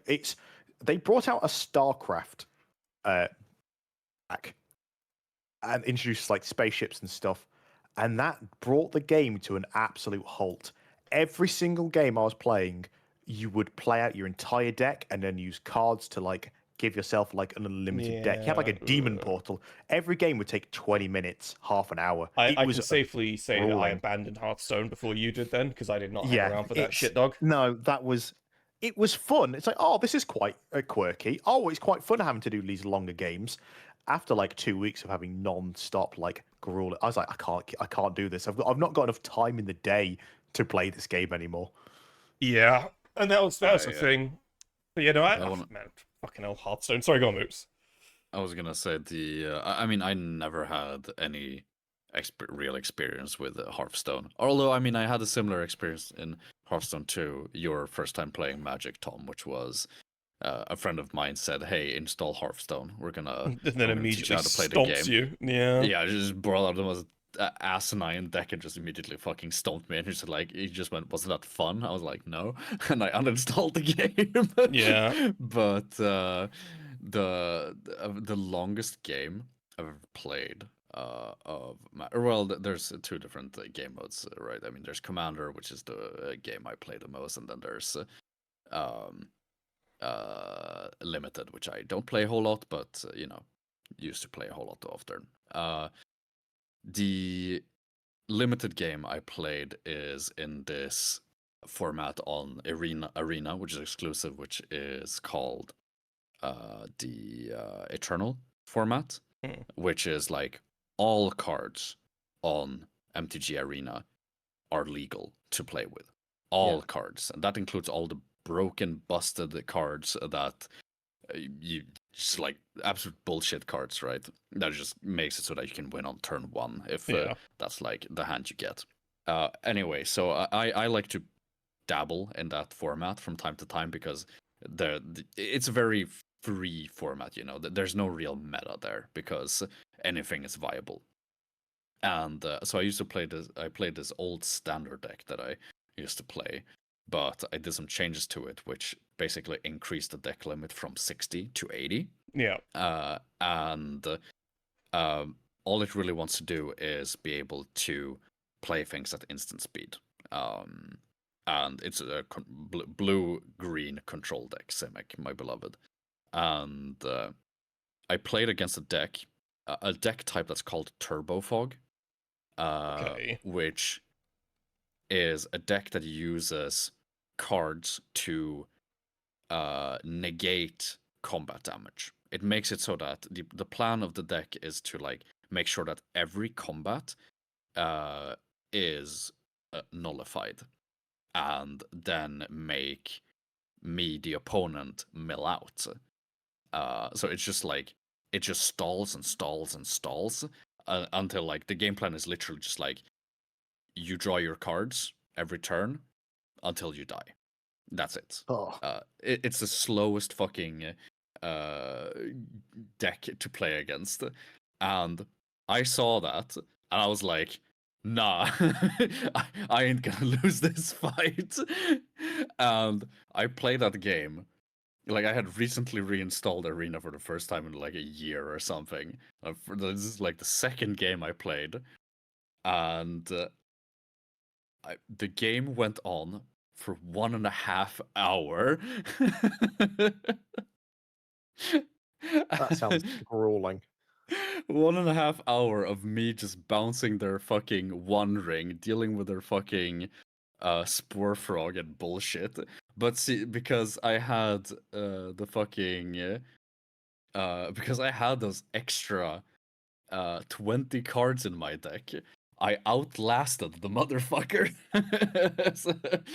Well, sometimes you do kind of have to fight bullshit with bullshit, Yeah.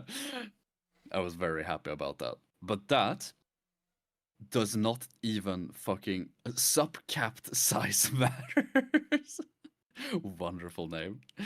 But that doesn't even hold a candle to the longest game of Commander I've ever played. I've heard Commander can be insane.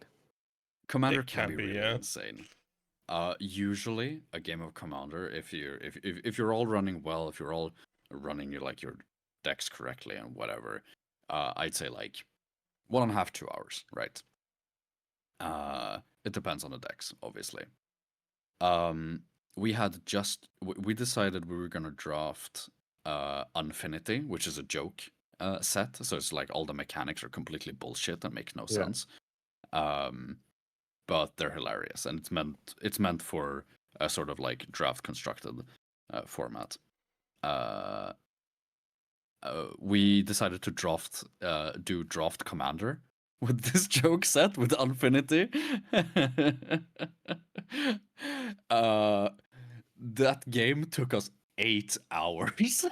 That sounds just unbearable. Right. Sorry, guys. I really want to draw this to a close. It's like we went to close the fair. stream up like That's over fair. 10 minutes ago, talking about Oh, fucking yeah, Magic the of Gathering. course. Sorry, We got a bit cap carried size away. matters and Lord of the 500 Worlds. We are leaving. This stream was meant to be done like fucking 10, 15 minutes ago. We're talking about fucking outrageous. Hearthstone and Magic the Gathering. Retired shit. Magic the Gathering player for 26 years. I'm gonna find someone to raid. Crazy. Oh, that's impressive. When did you start then? It must have been like rather early. Do you have like some crazy fucking cards in your collection? Ice Age, damn. Okay, hell yeah. What's like the craziest card you have in your I've got- collection? I just think I've got a masterwork from Kaladesh. That was fun. I do as well. I have the Rings of Brighthearth. I have the blue-green sword. Can't remember what it's called. Ooh, All right, guys, we're gonna go check out fucking Adonis. We're gonna go do the raid. Thank you so much, everyone, for watching. I'll put this and a bunch of others up on the channel probably tomorrow or next weekend for anyone who wishes to view the VOD. Thank you all so much for watching. Right, we will see you guys next time. Thank you very much, everyone. Toodaloo.